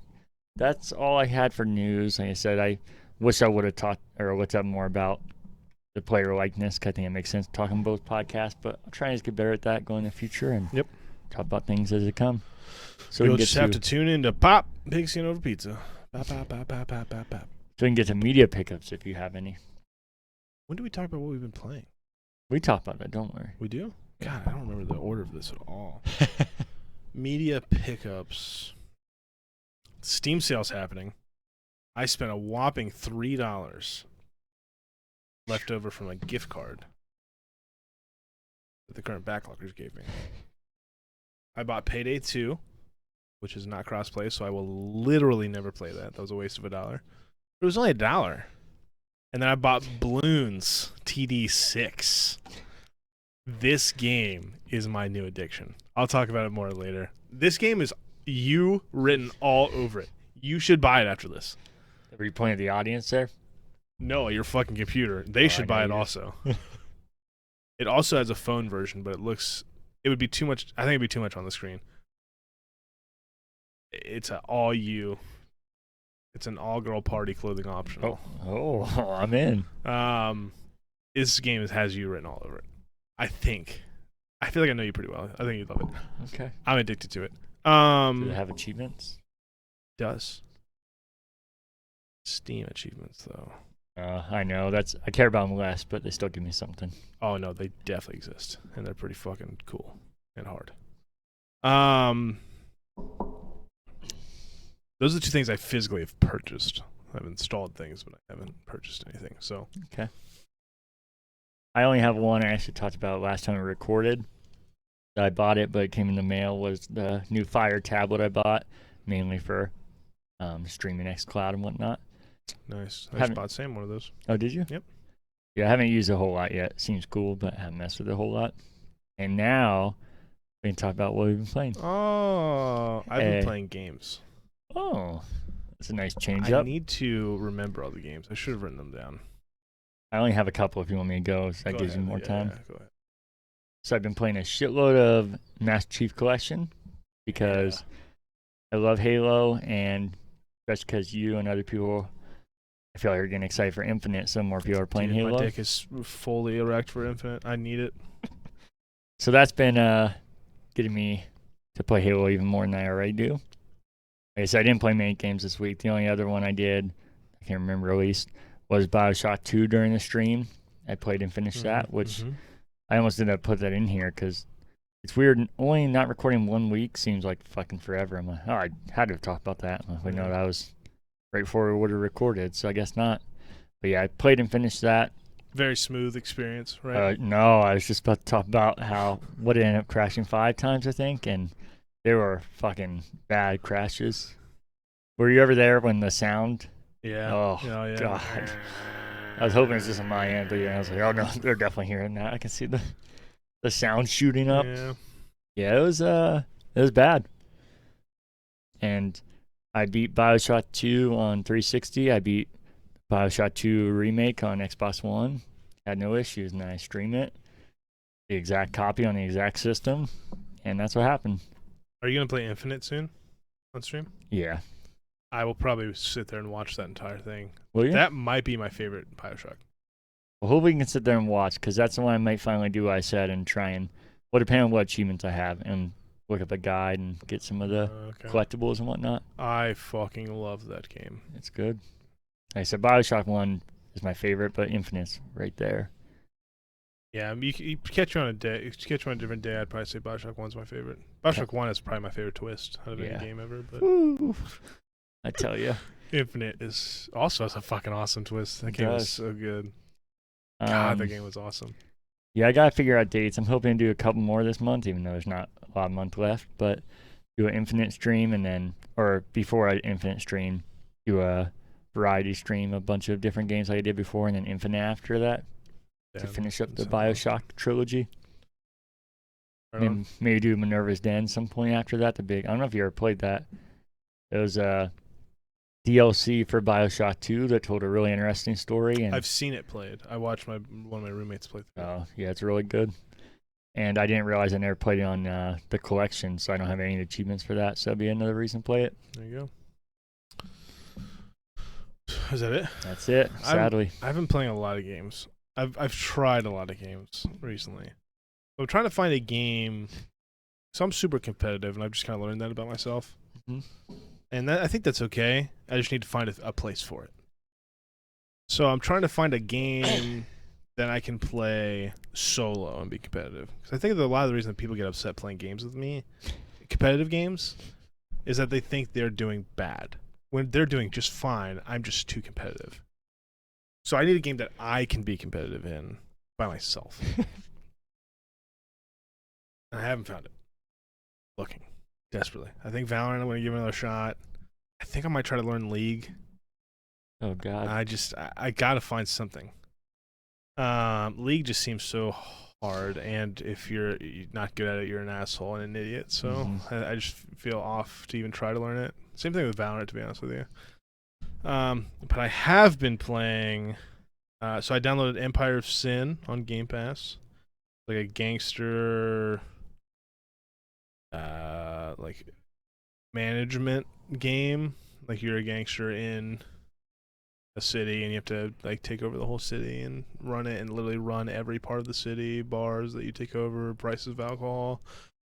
It was fucking really hard. I uninstalled it. It was too much. The idea of it seems really cool because I love gangsters, but I hate managing things. So, not my cup of tea. I started Prey, the new one. Was super excited about it. Fuck that game. You're Pray and Play? I was Prey and Play. Fuck that game. I thought you were liking it. I was. Why fuck it? Because Without these spoiling. fucking checkpoints, I'm stuck at a checkpoint where I have 20 health, and I have no heals, and there's a fucking thing called a phantom behind me, and it one-shots me every time I hit start. Sometimes I can dodge it, but it just tracks you down, and I can't do anything about it. And I have too much pride to put it on a lower difficulty to get past it. So I literally stopped playing it. Like you said, though, you don't play games just for difficulty, and you're enjoying it. So I do. Kick it back. I usually play games on easy. Yeah, so kick it back and. I want to get the whole experience of like having to find health and trying to solve the puzzles and kill the mimics and all this shit is cool, and I like the difficulty that it's at. This part is just so fucking stupid. Can't you go back? I don't know. Maybe I don't even know if you can switch mid thing. Some achievements might not work. I've been getting back into achievements. Like, what if I switch it to easy and I don't get achievements anymore, or I don't get the normal ones? I get all the easy ones. Does it have multiple saves? Like, could you load one from a half hour before? But God, I hate replaying things so you know, I'm much. right there with you. BioShock 2. But something like that might be worth it. I didn't uninstall it or anything. I stopped playing because I was fucking angry. So maybe I'll give it another go. Maybe it's one of those things that you stop playing, you come back and you get right past it. You know what I mean? But I know everything that's going on in the game. So Prey's been cool, but the competitive stuff. So I started playing some Warzone by myself, solos. That's a miserable experience. So that's over. And Cody and Nick don't like play right now, so I don't play Warzone anymore. I've been playing Halo by myself. That's fun, but that's Halo. It's not as fun by yourself. Playing. It doesn't matter. The two big games that I've been playing earlier. Guys sitting there. Two big games I've been playing. I've been playing Splitgate like fucking crazy. I've been playing hours a night of Splitgate. Yeah, it's solving. It's scratching some sort of itch. I don't know what it is. I'm pretty good at it too, which is helpful. So Splitgate, I don't know if people like it is. We talked about it here before, but you should do it again because it's been a little bit. Halo mixed with Portal, and it's gotten so much better. So much better. The people that play it a lot are very fucking good at it, though. But that's the same thing with Halo. The people that play Halo nonstop are.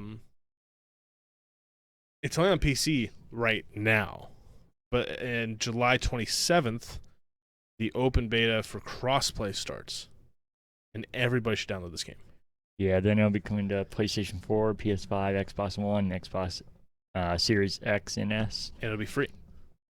Yeah. It is not a big game. It is still a pretty small player base, but it is so fucking fun. It feels just like Halo.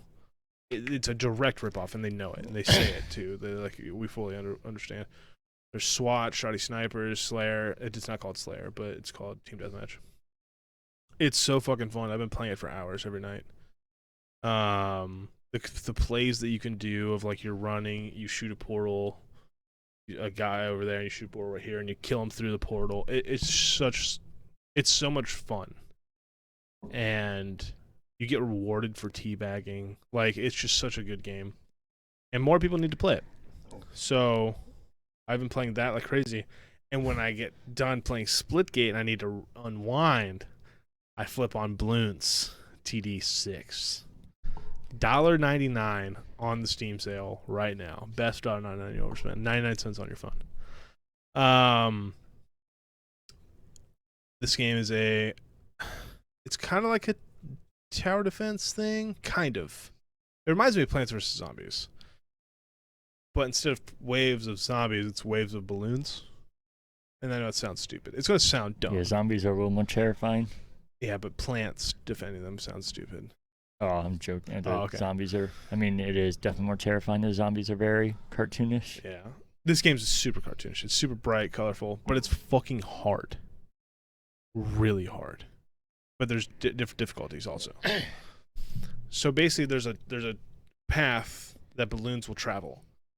And you know exactly what way they're going to go, start to finish, and they'll even warn you when crazy things are coming to happen. But you have monkeys that all do separate things and all have different abilities and different powers and different ways to attack the balloons. And there's so many different balloon types: lead balloons, ceramic balloons, camo balloons, mother of all, like Moab balloons that are giant fucking blimps full of little balloons. You have like cannons and mortars and airplane. There's just so much shit that you can do to stop these balloons from essentially getting all the way down to the end, right? And you have to strategically line up the monkeys and then set up, like, some monkeys will stop balloons, freeze them, put mud on the ground, they'll get stopped. Some things will make tacks and put nails on the ground. And there's wave after wave after wave. And there's like a campaign, but like you can select a level and you do easy, medium, or hard, and it's like, okay, the goal is to get to 60 rounds. You get to 60, okay, now you can stop, you've done it, you'll get your ribbon, or you can enter free play and just see how far you can go, and that gets me going. I'm trying really hard because I'm playing on hard, and I'm trying to get really far. There's this one level you need to get to 80, and I keep getting to 78, and it's pissing me off. And once it's over, you're done. You have to restart. It's the original roguelike. It is, but it's totally different. You can spend 400 monkey bucks to continue from where you were, though. And it wouldn't be the original either. Yeah, not even a little bit. There's also been 6 of these. But it is like, I don't want to, like, I want to have fun, but I don't want to, like, fucking, I just want to relax. I'm chilling just like this with just my mouse, just putting monkeys in place. And it is. Last night I played it until like 4 a.m, and I stopped playing Splitgate at like 1. To anybody that's listening to the audio version of this, Derek was imitating his mouse and keyboard there. Yeah, he wasn't having an orgasm. I was like just it might sound like. sweating over my keyboard. Okay, I might try it. I'm glad you said it had both those modes. I know you said that you're more intrigued by seeing how far you can get. As I said, that's what always turned me off about a lot of tower defense games, and what I liked about Plants vs. Zombies is that the levels you can go through. Yeah. There's an endpoint on every single level, and there's like different. There's easy, intermediate, and advanced, and you can play easy, medium, hard on all of them. And I've had I've had fun on some that do that, where it is never ending, or see how long you can get. I have had fun with this. Not like I can't, but generally, I don't know. I need an endpoint on most things. I really think you'd like this game. I can't wait to go home and play it. I'm probably gonna play a couple hours of Splitgate, and then just fucking until 5 a.m. play Balloons. Yeah, going back to Splitgate.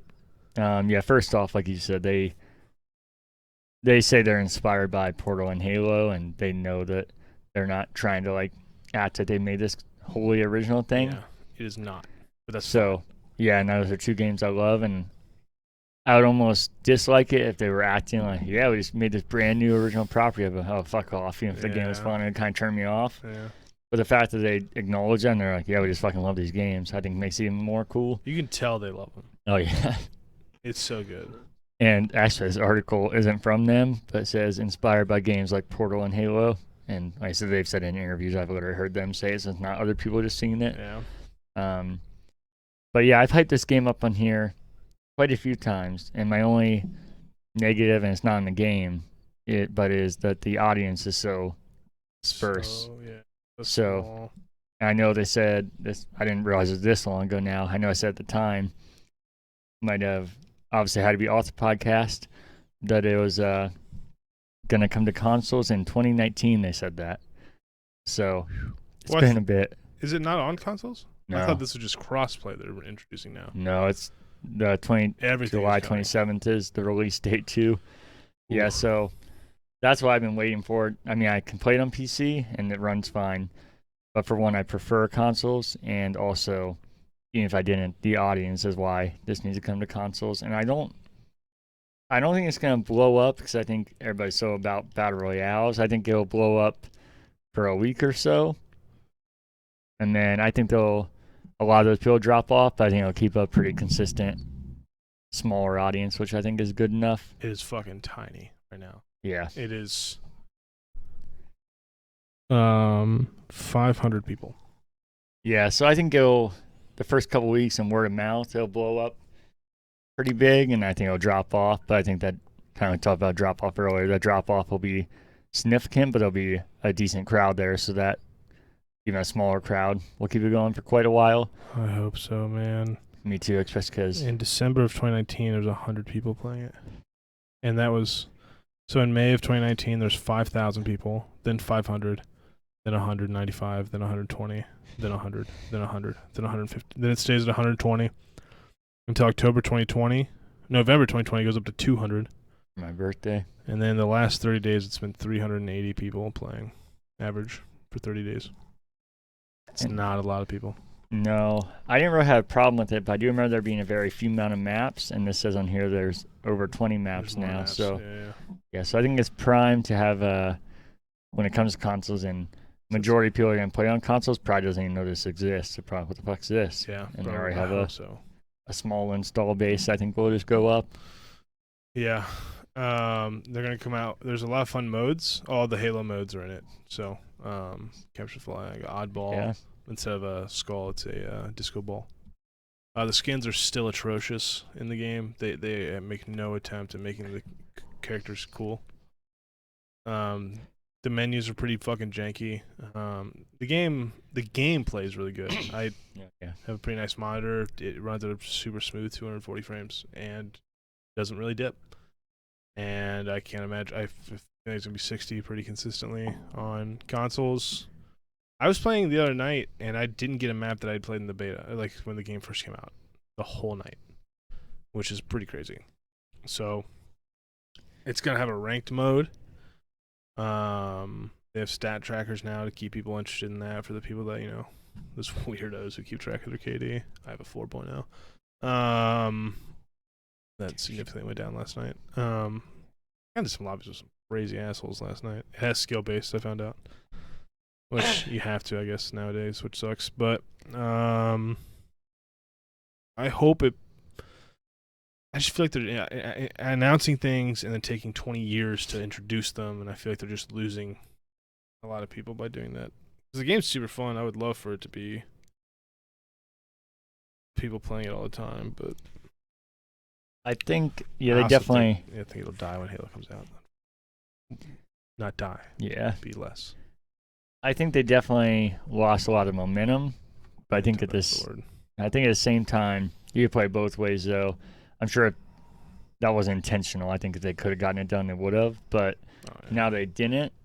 I think it could actually work in their advantage because I feel like majority of people that are going to play it on console don't even know it exists. So I feel like to them, they're not like, oh my god, finally this thing's out. What the hell is this? Yeah, a new game. And then the benefit of that is that everything's so much more refined and there's way more content there. So to them, it's only just going to be an added bonus instead of getting this game that has like 3 maps and this is just a Halo knockoff.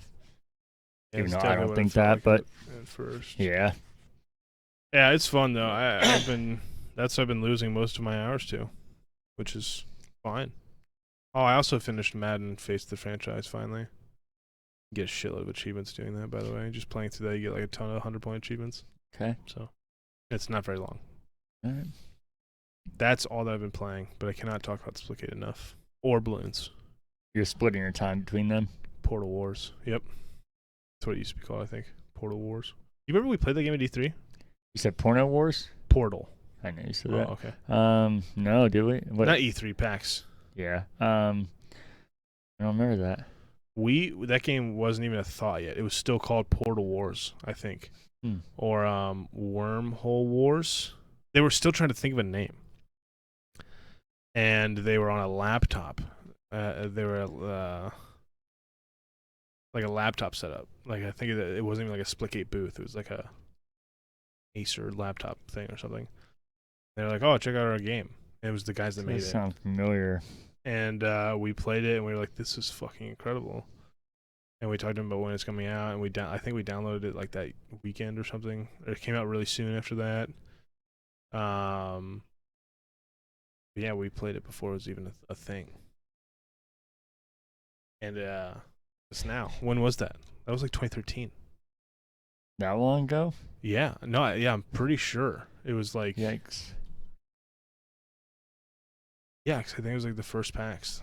It might have been the second one I went to, which was 2015. But we definitely played that game before it was a real thing. But it might have been 2015. Because I think the game came out in, what, 2019? I think so. It was definitely not a thing yet. Look at us. I knew one day we would make it. Because there was an open... Because I have a thing for it. It's called Legacy. A banner. Mm-hmm. Crazy. I might have my years mixed up, but we definitely played it way before it came out. Okay. And I've loved that game since then. Speaking of Battle Royales. Did we mention Battle Royales? No, I'm just good at segues. Have you played the Worms Battle Royale? No, but I did play a different Battle Royale that I forgot to talk about. Let's hear that first. Speaking of Battle Royales. Worms made a Battle Royale? Yeah, and I love Worms. And it was on something. Maybe it's on Game Pass or PlayStation Plus. I got it for free, so I want to try it. Yeah, I would love to. I love Battle Royales. Worms is fun.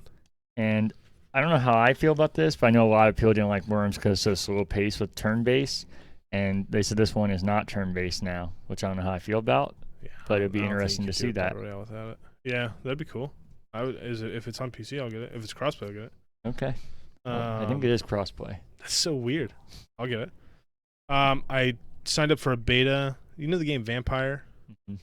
Not the Y. Vampire with a Y. I think Vampire the Masquerade. Mm-hmm.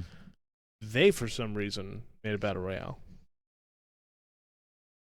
Guess it's the hot thing to do. That is. Strike while the iron's hot. I say that it's the hot thing to do. There's 3 Battle Royales that are good. There's still such a huge market. Halo, there's a huge market. Warzone, Apex, and Fortnite. No one else has a Battle Royale that even holds up. Including this piece of shit. It's called Blood Hunt. I think PUBG is still popular, right? I know. I think PUBG Mobile is more popular than PUBG is. But okay, yeah, 4. That one's definitely... They would put that in the dead category. But they actually the reason that game fucking sucks now is because it's so choppy. They don't have any modern mechanics. You need pinging. You need to be able to not be in a map that's the size of fucking Mordor.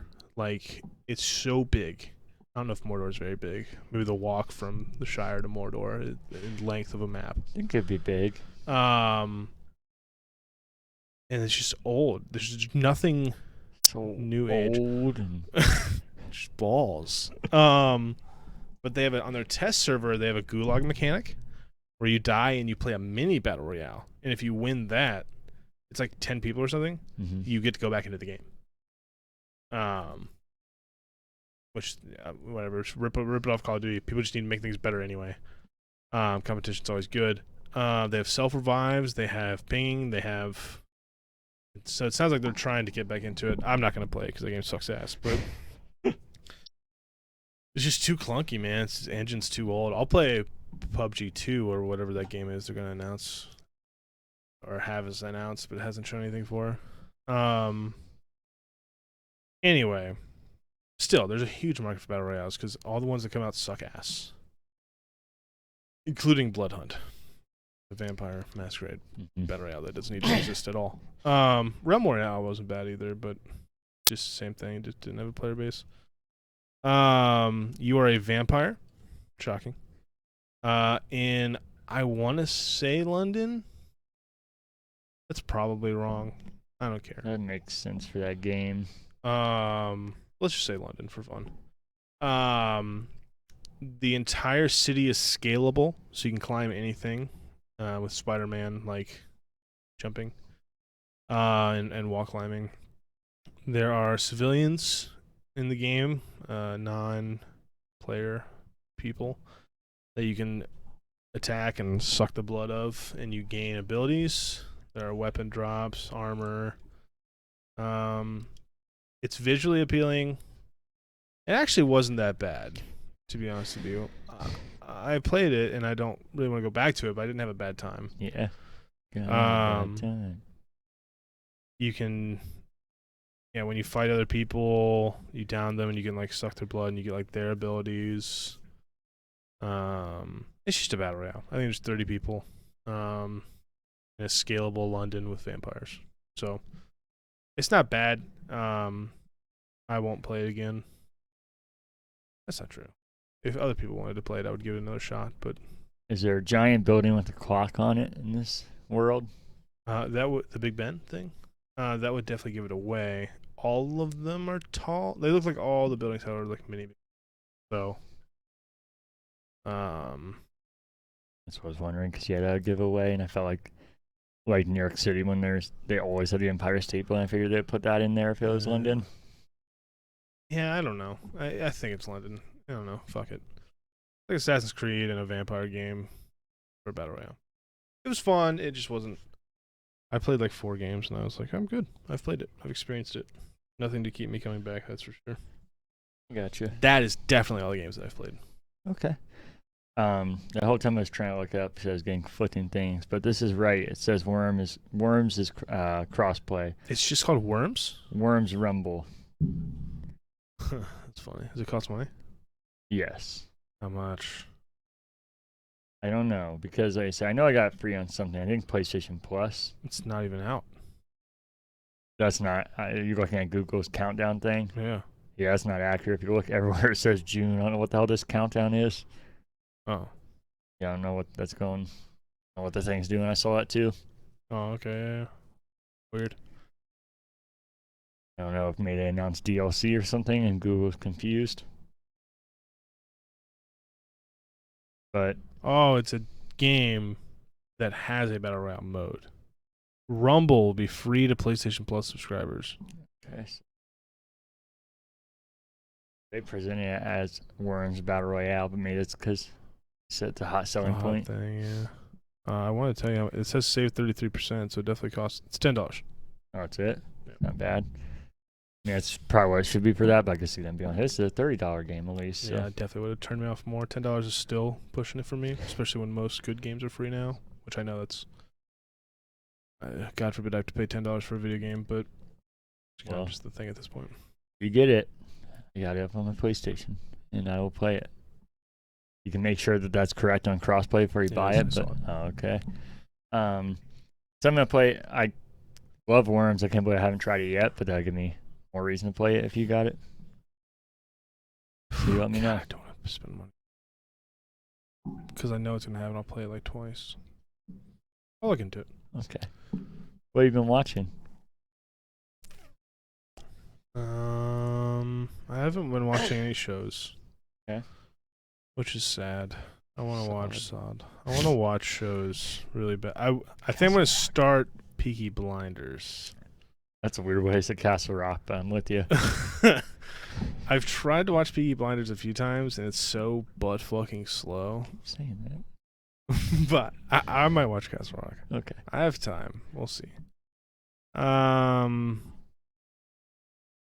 I probably won't watch either.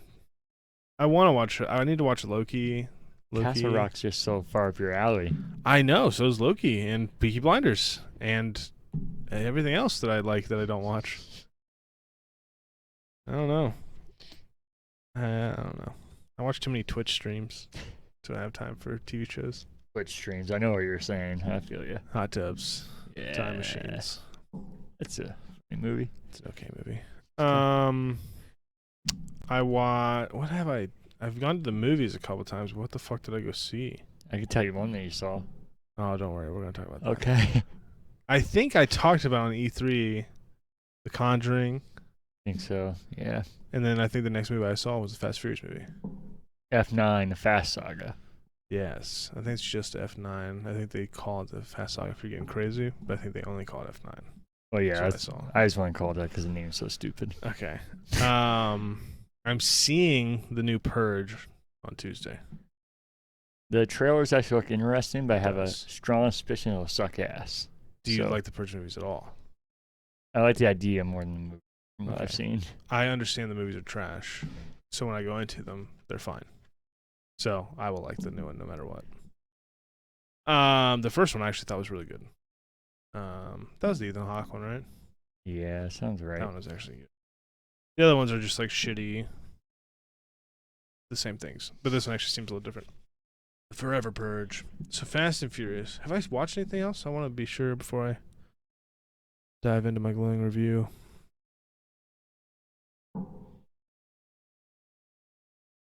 I haven't. I really haven't. Okay.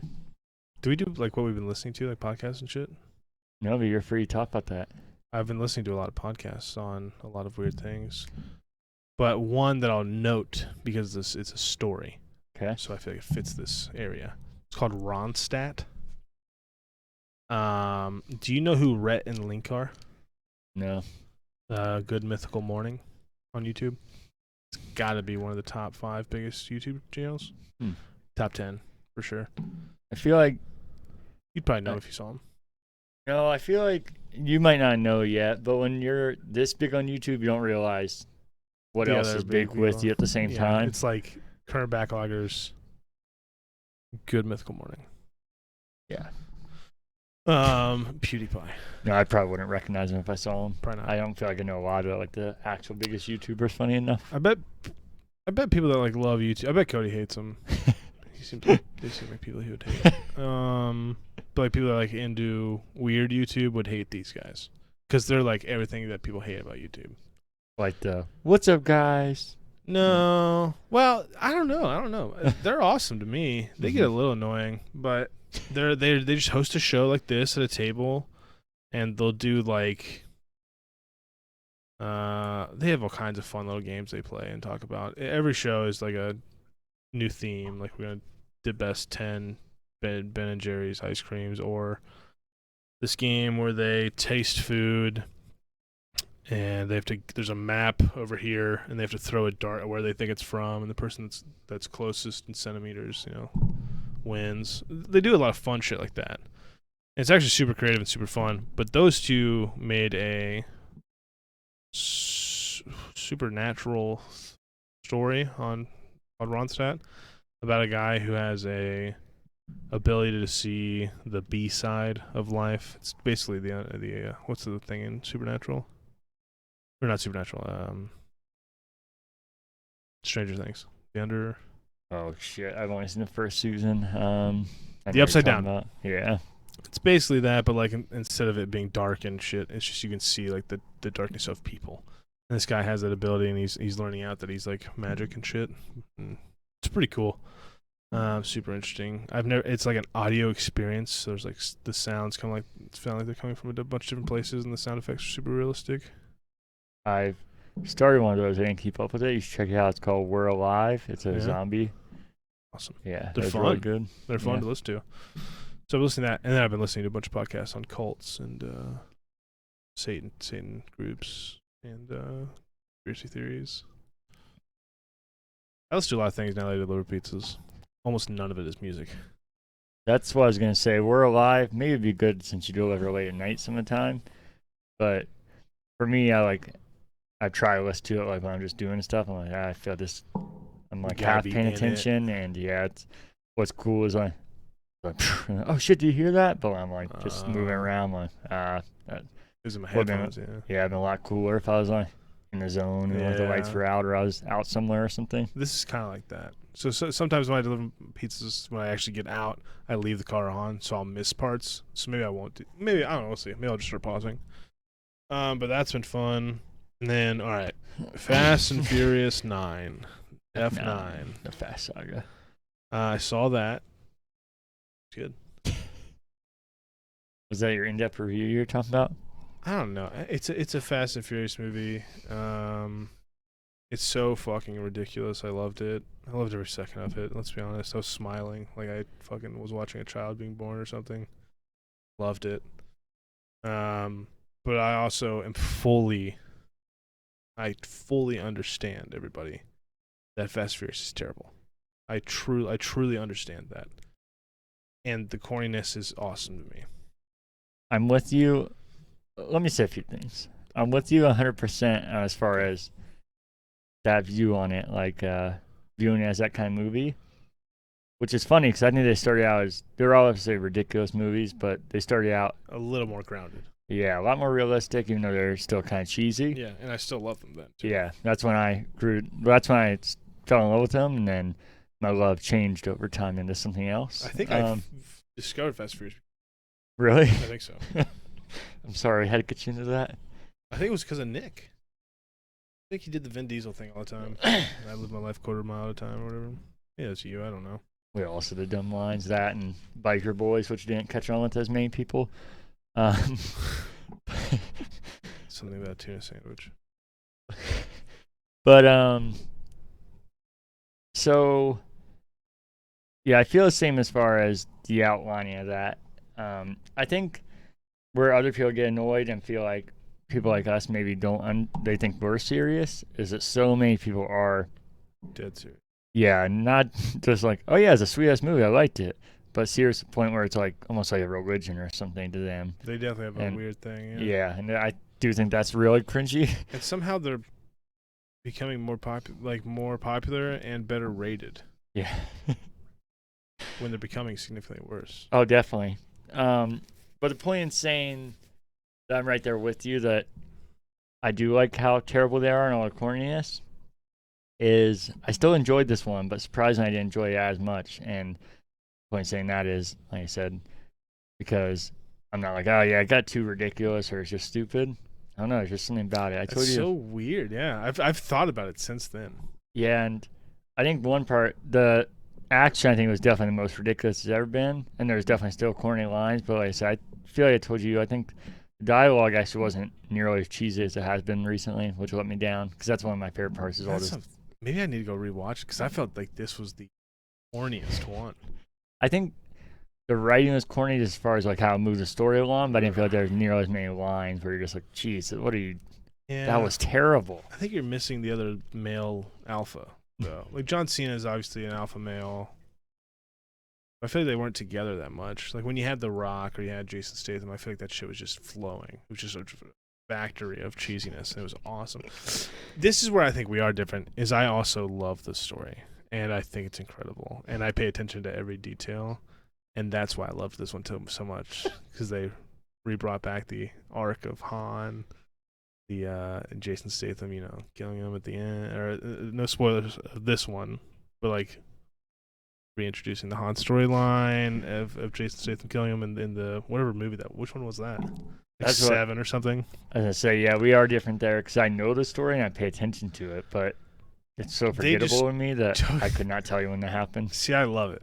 I think it was in 7, maybe 8, but Tokyo Drift is my favorite one. And bringing back that actor, I think his name's Lucas Black, fucking rocked my world. And he looks so thin, and he has such a perfect beard. It was weird. Beard's just weird. Is that Friday Night Lights quarterback? Is that guy? Yes.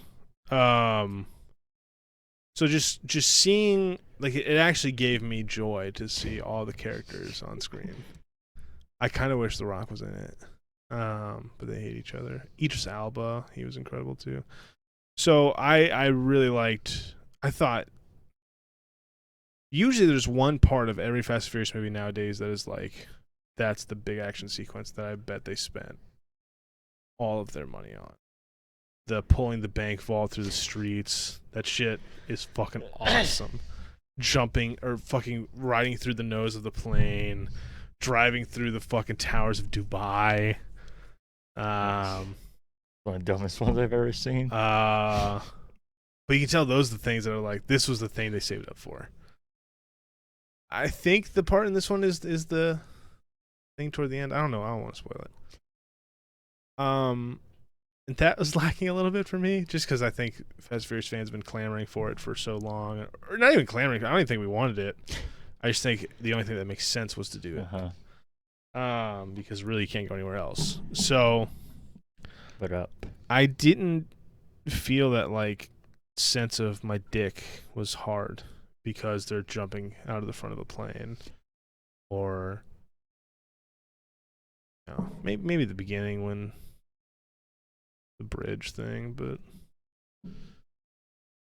I don't know. I didn't. That's the only thing I was really missing. This was obviously incredible of a movie, and the story arc is totally fabricated out of nothing because Han totally died, and they just made the story up about Mr. Nobody and Jason Statham randomly being in there. Yo, is this Mr. Nobody? Was that a known thing before this? Oh yeah, he has like a whole movie. I don't even fucking remember that. I think he has 2 movies. The Charlize Theron. Did you see that one? Where she was like the main chick? I've seen all of them. That's. Oh yeah, I think it was the last one. Hmm. She's like a huge part of it, and Unless I skipped one, but I try and see them all. You might have skipped it because he was a monster part of it. Kurt Russell. So.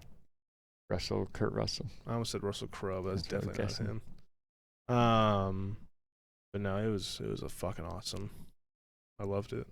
So I am going to spoil something here. If you want to go by about 10 seconds, you should not care about the spoiler. Here we go. My least favorite part, and this is genuine, was when Cardi B showed up. Oh, that's fair. I'm glad it was this short, but it still made me... She must just be a fan. Oh, it's fucking terrible. Her voice She's alone. Bad, yeah. It was bad. Spoiler over. God, yeah. That's okay. You just get right through it. You know who they need to bring back? Paul Walker? That's impossible. He died. His brother, so Paul Walker's there? I think that will happen at some point in time, unfortunately. I think the kid's going to grow up eventually, and it'll be like that. But everyone else is fucking old and retired, and they'll restart the Fast Saga. No, just be the Expendables. But no, they'll all stay there because it will be like the Expendables. Dude, Dom in the Expendables universe? Family. You seen all the memes? Oh, yeah. They're actually really funny. You can't fight Thanos. It's suicide. Cody even hates those. Really? He posted something on Facebook, unless it was a meme about how those memes need to stop. Oh, so I don't know. Maybe he was joking. Loser, just enjoy it. I say that jokingly, but also kind of serious. just enjoy it part. Not that you're a loser. You're a fucking loser. I'm not gonna. As I'm sitting here gushing over the 9th Fast and Furious movie, and how I'm ecstatic for the 10th one. Yeah, and I'm ecstatic for the 10th. If they make it, I know they're gonna. As long as those movies keep making money, I don't see how it stops.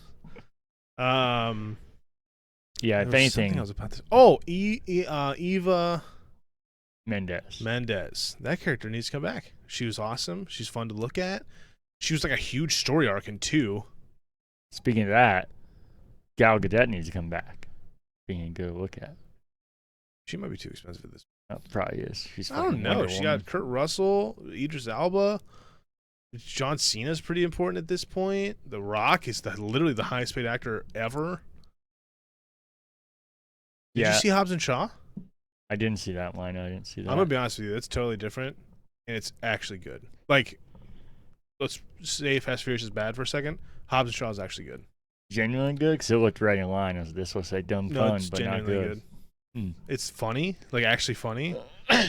It's the same amount of dumb fun mixed with, like, an actually good movie. Maybe that's where Mr. Nobody came from? No, because it was Charlize Theron's movie. Hobbs and Shaw is just The Rock and Statham. And a surprise person who was in it Gal Gadot. She's my gal. Where did she go? Did she die? I don't know. It showed a flashback her in this one, but Talking to Han. yeah, I don't know what happened as far as the arc. I don't remember what happened to her either, actually. But I'd be down for her to come back if she's not dead. Well, they brought Han back. He's the one that's like truly died, except for Paul Walker, who actually died. So it's pretty tough to bring him back. Yeah, going off what you said that you think they're not going to stop this till it stops making money. First off, like you said, somehow the fan base just keeps getting bigger and bigger and more cultish, which is weird. This movie could have a cultish fan base. It's wildly popular. It's weird. It's awesome. But I think if it had any real ending point, the perfect point would have been the end of, what was that, when Paul Walker died? Fast Furious 7? Yeah, I feel like that would have been the perfect stopping point. And it seems like the logical time to stop. And even how they ended it and everything. But then we're going on. It's what Paul would have wanted. He would have been like, I want you to fucking stop. I'm not making money anymore. But 8 was also really good. 8 of but F8. See, I need to rewatch that one again. Actually, I've only seen that one once. So my lore is a little. I think that's the one with Mr. Nobody and Charlize. 8, you mean, or yeah, Fate of the Furious. F8, Fate. It was incredible. Definitely spend money to go see it in a theater. It might not be as fun at home. Yeah, oh yeah, I don't think so. Especially if you're just sitting there watching. Maybe if you get like a group, like a watch party, maybe that'd be different. Yeah. But you're sitting there and watching. Try to get some like-minded people, though. Yeah. Anything else for you as far as watching? Oh, no. No? Probably, but no. For me, I watched A Christmas Story. Nice. Home Alone 2, which I think is better than Home Alone, which people lose their minds over. I like both of them. A ridiculous take. That's the New York one, right? Yeah, that's... With Trump? Yeah. President Trump? Yeah. Pre-President Trump, yes. It's President Trump now, forever. Does that go like retroactively? He's president there. He's always been President Trump. I think in his mind he always has been. Definitely. So you realize you're talking to the president, little boy? No, I think I'll argue it till the end of time. And I love Home Alone. That's fine. That this movie's better. Here's a biased take, but there is real reasons. There's a tarantula about 5 too many times in the first Home Alone, and they show him about 5 times. First one's iconic. I think that's why it sticks out more for me. I feel like the more you watch the first one, the realize the less it actually feels like Christmas. It's just the traps, which is fun. But I like the second one because it feels so much like Christmas. You have all the New York atmosphere, him going out in the city. Weird boner for New York now. I've always had that. Yeah. Before I went there. So there's also a bias there. But even before I went there. Yeah, but you said you had it before you went to New York. The boner. I've had boners most of my life, but and that is part of it. But what I like about New York in the Christmas time, I haven't been there during that. It's incredible. It's the only time I've been there. Yeah, it feels like Christmas. So seeing this on the screen makes it feel like Christmas to me. And I think the connection that he has to the bird lady. That's the second one? Yeah. Okay. I feel like there's a lot of good stuff in the second one that people push aside because it's a sequel. The second one's really good. Yeah. The third one is the best one of all time. As a kid, I was like, why didn't know people didn't like it? I'm sure. I just thought it was fucking awesome. Yeah. Because the traps are more crazy as a kid. You don't realize it. I don't even think I liked it when I was young. Really? Yeah. Yeah, because if you watch the first and second one, they're absolutely ridiculous, obviously, if you really break them down. But they actually do have good messages in there, like the angry guy in the first one. The old man? Yeah. Yeah. And then whole family part.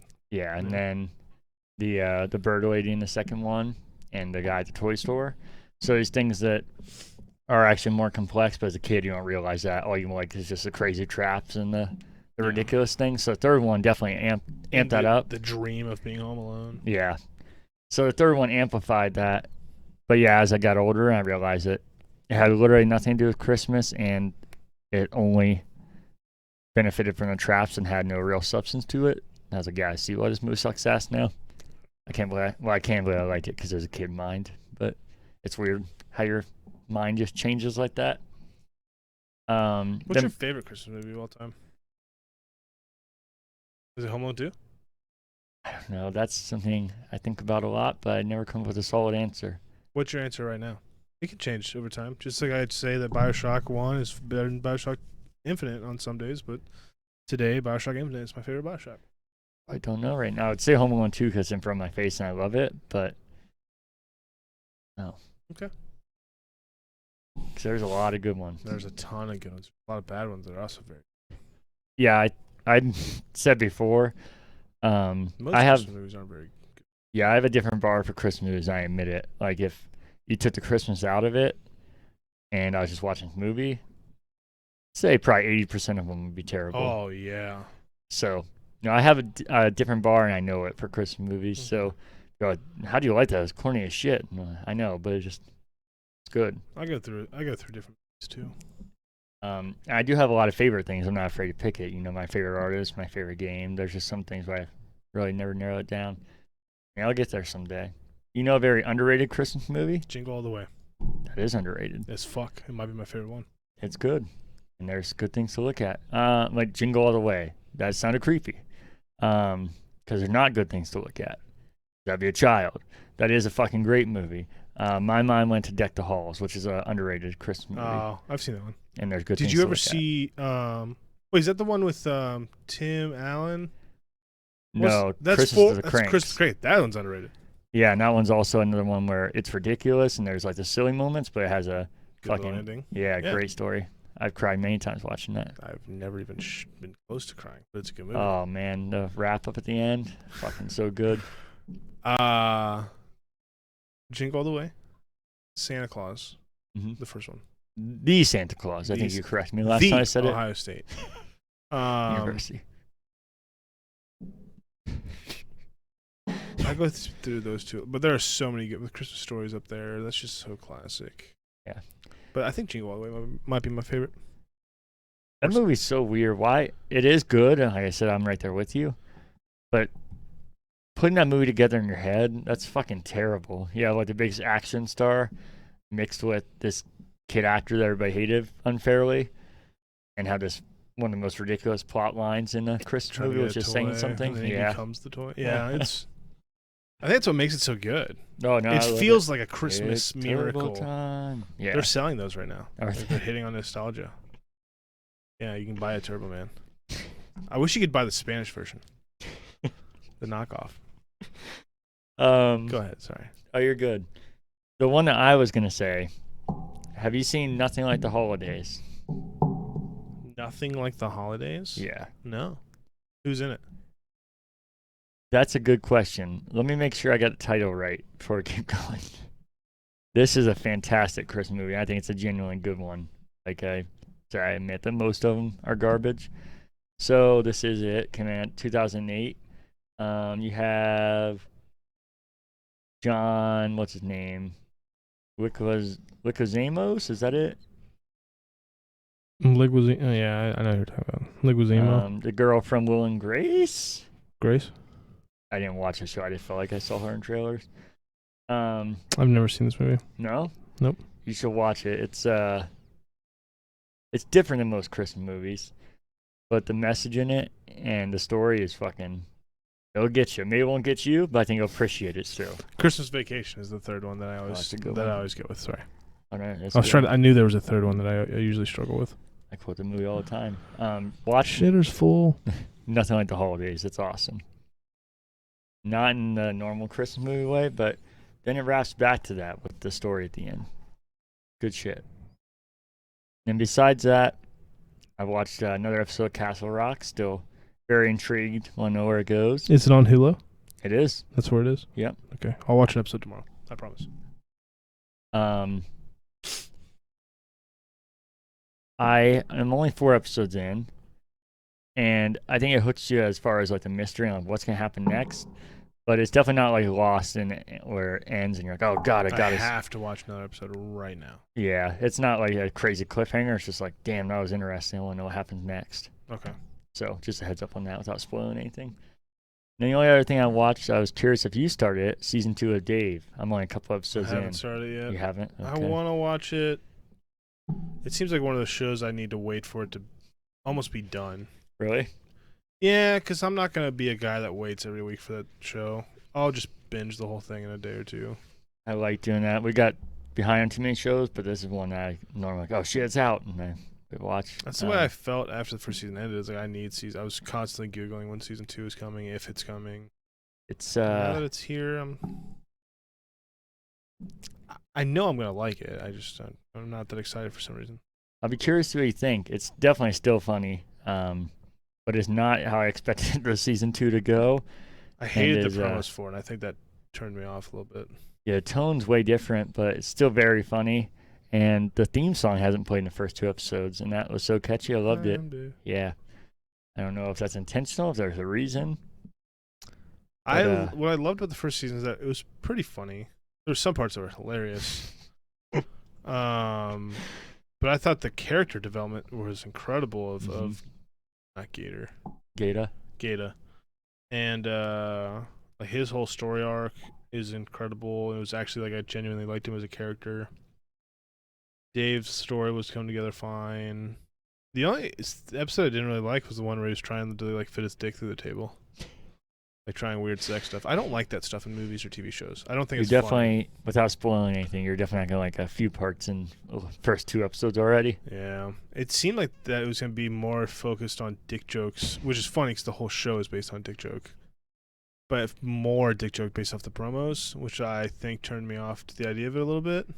No, if that's what it is, then you shouldn't be too turned off. There is a few obvious sexual parts, but I don't want to give it away. It's just the tone is not what I expected. Kind of odd. Is it serious? It definitely gets more heavy. Yeah, I'm cool with it getting heavy. Gata's thing got kind of heavy. I liked that. It ended with him playing the big show, right? How did season 1 end?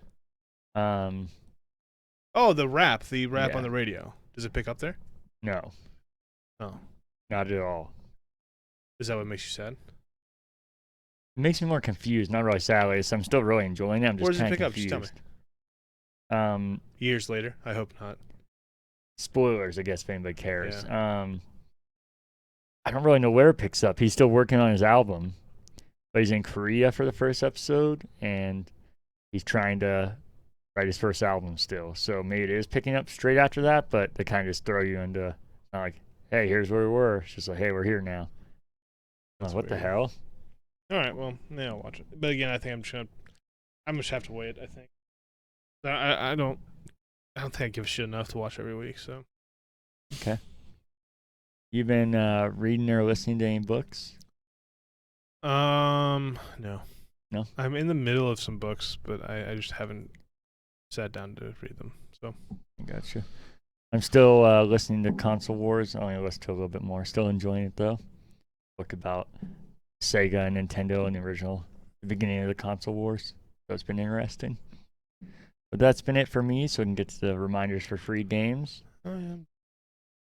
This week, no Xbox 360 games, but on Xbox, you do have Conquer Live and Reloaded till July 15th. One of my favorite games. Cody loves it too. We don't shut up about it. One of the best things was a multiplayer, not multiplier. And this was weird thinking about it because I was like, I wonder, the servers can't be up on this. It's an original Xbox game. And I was like, that sucks. Could that be a big draw? It'd be cool if they brought it back. That's not going to happen because it's a games with gold. But then I started thinking, I was like, wait, this was the original Xbox. I didn't even have Xbox Live, so what was I doing? And times have changed so much because I literally played, well, sometimes people would come over and play, but 90% of the time I'd play against bots. The bots were good, and it felt like, I can't remember, I think it was like 16 on 16. They felt like real wars, even though it's fucking ridiculous because teddies versus squirrels. But it felt like a real battle, and it got me a little depressed at how much our minds change and how much things change. That I was playing against computers most of my life, and I was like, ah, shit, they don't have Xbox Live. And I was like, wait, I didn't even play Xbox Live on this thing. But it also sucks because I think it'd be so good with it. Yeah, and times have changed so much, and there's not really anything like this. I feel like closest thing would be like Army Men or games like that, but I feel like those kind of come and go and don't really have the budget behind them anymore. So I wish there was some way to have it come back up like that. But it's free to download till July 15th, so definitely do that. On Xbox One, you have Planet Alpha and Rock of Ages 3, Make and Break till July 15th. Oh, actually, one more, July 15th. Shadows Awakening. And on PlayStation Plus, you have PS4, Call of Duty Black Ops 4, and WWE 2K Battlegrounds till July 6th, which I'm actually curious about trying. I haven't been interested in a WWE game for quite some time because I could give two shits about WWE, and the more they go, the more simmy they get, even though they're still arcadey. But it's kind of like a street version of that. So I'm actually curious to try that. And then Virtua Fighter 5 Ultimate Showdown till August 2nd. And on PS5, you have Plague Tale Innocence till July 6th. Xbox gives away the worst fucking games. Every once in a while, there's a piece of gold. But I get they have Game Pass and all this other shit that's so fucking awesome. And they don't need to give away games for free. Man, they pick some snoozers. Yeah, I feel like they have more quantity over PlayStation, so that's one benefit, but still quality over quantity usually. And I would download every PlayStation game. I would. Would you? Yeah, all those games I would download. And yeah, I feel like there is months like, well, I love Conquer, and I don't think I'm alone in that. I think there's definitely an audience for that, but all the other ones I think are not going to garner a big audience. Even when I had Xbox working properly, I never downloaded the original Xbox games or the 360 ones. I just know I would never, ever play them. Yeah, I think a lot of times I download these just because they're free. Yeah, and I admittedly don't know if I'll play them, but it doesn't hurt to do it. But Conquer is one I actually plan to play, so I'm excited about that. Especially because I haven't been able to play it since the original Xbox, so it's been a while. You have anything else random you want to talk about before we get out of here? I feel like there's some gaming shit I want to talk about. Just get into tabletop games. I don't know if I could do that, but I might try for you. You ever played Catan? No, yeah, that sounds so fucking awesome. All right, I like some more simplistic ones, like you ever play Stratego? Mm-hmm. I love that. You ever play Risk? No, same thing with that. I'm just like, oh, that looks like time sink and real boring, but I could give things a chance. All right, well, maybe not. Maybe we don't. Maybe we need to find an electronic version of it. No, I don't have anything else to talk about. I'm sure there's something that I'll forget, and I'll email it. There you go. To currentbackloggers@gmail.com. I started this show by saying it's July 7th. How nuts? No, it is July 7th. 8th but now. Yeah. But how nuts is it that we're more than halfway through this year already? It's not that nuts to me. No? No. Because most of my year was spent being unemployed, and the time would just move so slow. Mm-hmm. So it's not that crazy to me. A lot's happened to me this year, so. But I understand why everyone else is like, holy shit, this year's moved. Because 2021, I think 2020 was just so long and shitty. Everyone's like, holy shit, this is really come and gone so far. So I kind of get it. Yeah, I feel like I'm saying this almost every year. I'm sure it's getting older. Time feels like it's moving faster. I'm also going to be 30 this year, so I'm like trying to delay that as much as possible. I feel like in a way, kind of, obviously time is moving the same. But I feel like it does kind of move faster at the same time because your time's preoccupied by things you can't control as a kid. You had the same amount of time, but it wasn't taken up by things that you couldn't control. And I don't know. I just saw that when I was putting the notes in. I was like, holy fuck, we are more than halfway through this year. I get excited. Mainly when I think about it, I'm like, oh, the things that I thought were super far away are getting closer. Mm-hmm. Halo. The Wild Dogs. Yeah, spring. Spring. So we're not that far away. But like Halo, my birthday's in September. My sister's birthday's next. Thank you. Next month. Birthday. Thank you. Just a bunch of games coming out on Game Pass. Even at E3, that I was like, oh god, I gotta wait forever for those. But those are coming sooner. So, yeah. This year my time wasn't occupied, so it makes sense that. I also tried the Outer Worlds again.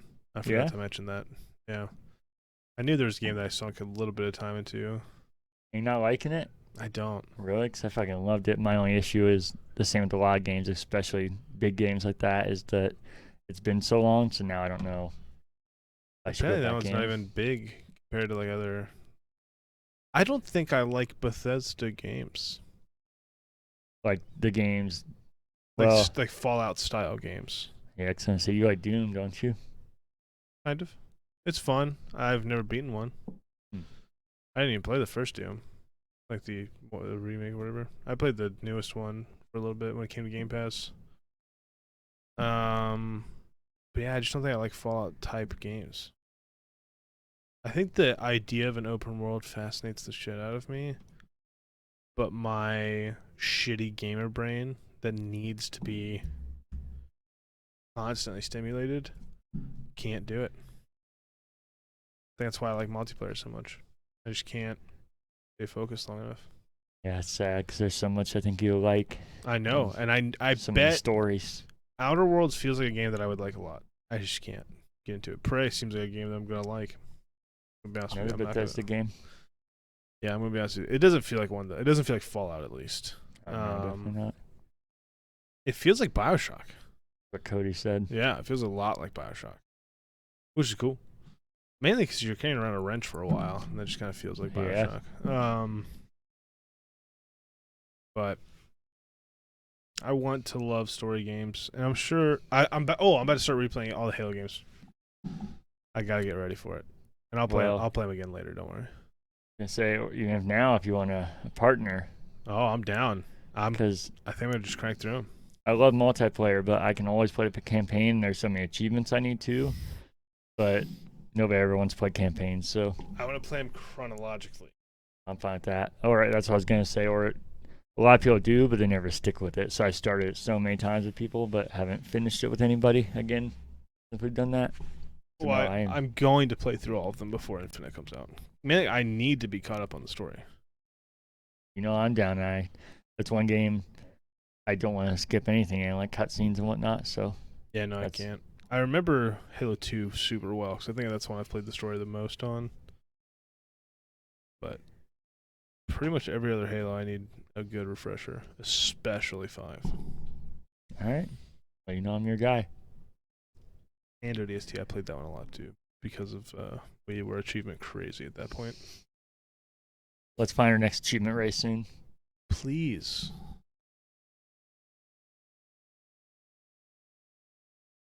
A lot of silence on the audio version. Yep. Maybe I just randomly hear. Anything else for you? No. I could just sit here forever and probably think of random stuff, so no. As always, you can follow us on Instagram, Twitter, and Facebook at Current Backlog, and you can email any corrections, questions, or feedback to currentbackloggers@gmail.com. Please do. Please do.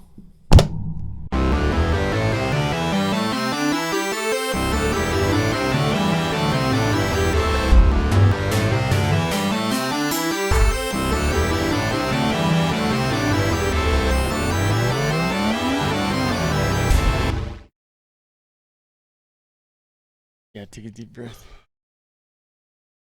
Breathe in the good. Fuck out the bad.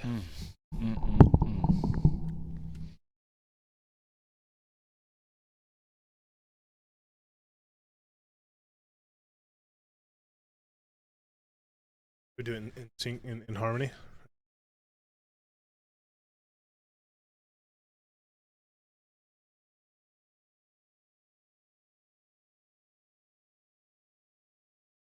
Then you feel better.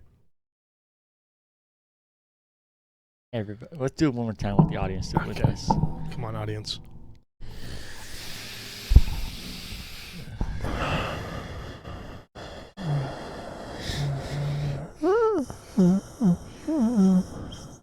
Yeah.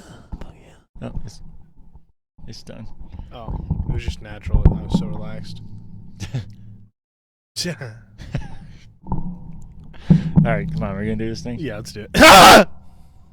Am I really loud in your headphone? Just when you shot your voice up 10,000 degrees. Degrees? Yeah, I said that on purpose. Oh.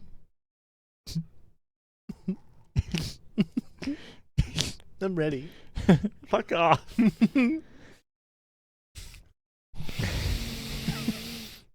Yeah.